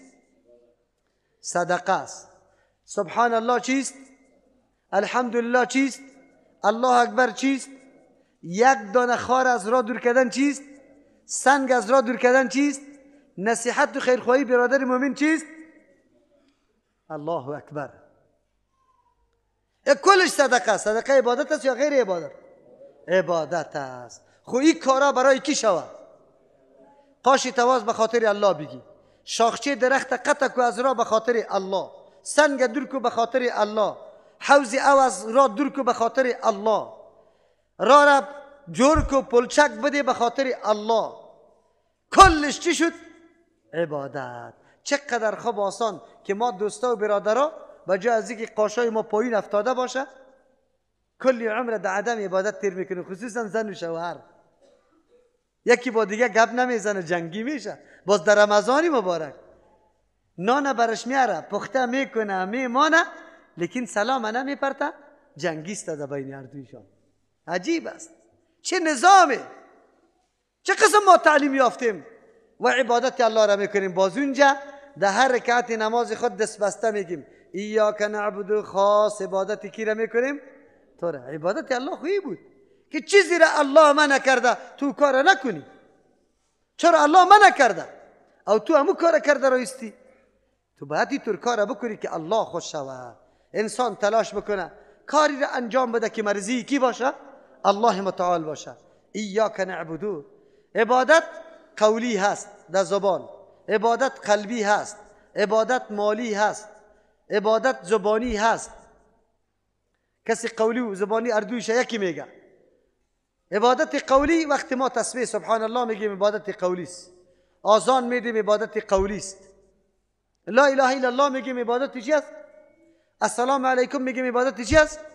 قولی است. یا کسی را امر بالمعروف میکنیم به زبان، عبادت چی است؟ قولی یا زبانی برش بگو. عبادتی بگه بدنی، نماز میخوانیم عبادت چی است؟ روزه میگیریم عبادت چی است؟ خب عبادت مالی، زکات میدیم عبادت چی است؟ صدقات میکنیم عبادت چی است؟ مالی هست. حج میکنیم هم عبادت بدنی است هم مالی است. متنوع اقسام از عبادت است، کلش مخصوصی کیست؟ مخصوصی الله متعال است. خیر وقتی که اعتراف میکنیم مادرای ما و شما و بیبیای ما هم امی جمله را میگفتن در نمازهای خود یا نمیگفتن؟ یا که نعبدو میگفتن یا نمیگفتن؟ میگفتن که ما خاص تو را عبادت میکنیم، لیکن نظر عبادت است یا نیست عبادت؟ به نام کی میشد؟ از پیش از سفیدا سوال کنی به نام نظر بیبی بود یا نظر چی؟ نظر بیبی، نظر حسین، نظر فاطمه، نظر ابوالعباس، نظر پیرانی پیر. یکمه که آلی اقدر روشیار شده پیر صاحبام، آلی کلمه نظر نمیگیره، عرس پیرانی پیر صاحب است. چی نام گذاشتن؟ بگه عرس پیرانی پیر صاحب. امین مرید تو که همین چیز میاره به خاطر چی میاره؟ اگر برنج میاره روغن میاره برای خاطر چی میاره؟ به خاطر احترام و عزت امو پیر میاره یا نمیاره؟ عرسش چی میگه؟ پیر پیران. عرس شیخ عبدالقادر جیلانی است. مردم که هر چیز میاره به خاطر چی میاره؟ یک نوع طمع به پیران پیر صاحب داره که یک پی روغن اینجا مصرف میکنه میوز یزی به صدها پی روغن برم داده میشه. برکت در مال انداخته میشه. در آخرت قطم کمک میکنه. به می نیت میاره یا به نیت دیگه؟ بگوی به می نیت میاره. خب این آدم هم که وقتی در نماز استاد شوه یا که نعبدو میگه، نعوذ بالله آدم منافق نشوه که میگم یا که نعبدو لیکن میکنم خلافی از دعا چیست؟ در حدیث میاد دعا هو العباده، دعا عین عبادت است. دعا چی را میگیم؟ فریاد کردن، مطلب خود از الله خواستن. این چی است؟ ما از کی خواستیم سالا؟ یا پیرانی پیرسب، یا پیرانی پیرسب، یا خوجه غاری ولی، یا خوجه غلطانی ولی، یا خوجه فلانی ولی. کل عمر همی طور شد یا نه؟ خیر دعا بود. یا که نعبدو مصداقش در زندگی پیاده کردیم؟ یا که نعبدو مرده میشه، مرده بگاه در شام الوا پخته میشه، دیگه جای داده نمیشه و الوا راسن در مسجد برده میشه. اونجا او را الوای اول میگه. چی میگه؟ مردم از پیشش میخوره، باز میخیزه 2 رکعت نفل به اروای کی میخوانه؟ مرده. 2 رکعت نفل نماز است یا غیر نماز؟ نماز عبادت است یا غیر عبادت؟ به نام مرده بخوانی یا به نام الله؟ مردم به نام مرده خوانده رو است. برو امیالی هم زانه و مردا هر شب جمعه، رسول الله میگه شب جمعه را به عبادت خاص نکنه. عوامی ما تا آلی را یک بگوی دیگه 2 رکعت نفل نمیخوانه، یک بگم خود شب جمعه که شب 2 رکعت چی میخوانه؟ شما خبر داری که چی عقیده داره؟ چرا میخوانه؟ میگه شب جمعه است مردا ارواح میآیه. نان کشیده میشه، روز زن آمده به امرای 2 تفلکی خود، دروازه را تک تک تک تک از خوابم کشیده شه. بچه خدا میگه سیکو، میگه گدایگر است. این روی ازی گم شوه، برش بگو که دیگه اینجا نبیم، ما وقتی خوابی ماست. لیکن که شام شوه این پنجه کشه، در کجا رای میکنه؟ در مسجد رای میکنه. چرا رای میکنه؟ عقیده داره که ارواحای مرده میآیه. اگر چیزی کشیده باشی خوش میشه، بسیار خوشحال پس میره. اگر چیز نکشی باز بسیار خفه میشه. کدام تصور عقیده است؟ به نام کی کار میکنه؟ کدام عبادت است؟ ببینی مردم تبا نیست. پیغمبر میگه که خاص نکنی شب جمعه را برای عبادت، و تو برای عبادت خاص کردی شه. روز جمعه را رسول الله منع کرده که به روزه خاص کنی، پیغمبر منع کرده. اما تو بگوی روز جمعه صدقه میدی، دیگه وقتی هر قدر ضرورت پیدا شوه نمیدی. یا که نعبدو را تطبیق کردی؟ مفهومش فهمیدی؟ طواف چی است؟ الله امر کرده که خاص در کجا باشه؟ در بیت الله. در بیت الله غیر از 7 گردش 8م گردش جایز است؟ 9م گردش جایز است؟ نیست جایز. 7 گردش الله امر کرده. لیکن مردم ما که در سر قبرها میگرده، خیر چطور است؟ یا که نعبدو را مصداقش خود قرار داده یا نداده؟ عمل سر یا که نعبدو کرده یا نکرده؟ یا که نعبدو چطور است؟ طواف همونطور کرده. ذبح و قربانی چیست؟ الله میگه ذبح به نام الله میشه، در روز قربان میشه. آجی صاحب که از حج آمده، مشرک آمده یا موحد آمده که در پیش پایش گوسفند حلال میشه، این قربانی حلال است یا حرام؟ به نام کی میشه؟ به نام امی حاجی میشه. هدف الله نیست، هدف حاجی صاحب است. خوش کردن کیست؟ اگر پاچا بیا گوه میکشیده دم میرایش، هدف راضی کردن الله است یا راضی کردن پاچا؟ ذبح به نام الله شد یا به غیر الله؟ به غیر الله شد. چه قسم ما عبادت الله را کردیم؟ کدام عبادت به الله کردیم؟ چه قسم عبادت کردیم؟ پیشتر گفتم روزه عبادت است. امروز به فرمان پیر صاحب مریدا باید بر علاوه رمضان چند روزی دیگر هم روزی فرضی باید بگیره. عالی برای شما واضح شد دوستا که ما و شما در جامعه خود چقدر مسئولیت عظیم داریم و برای تعلیم و نشر اشاعت توحید الله چقدر خود متواضع بسازیم. آبرو و عزت خود قربان نشر و اشاعت کی بسازیم؟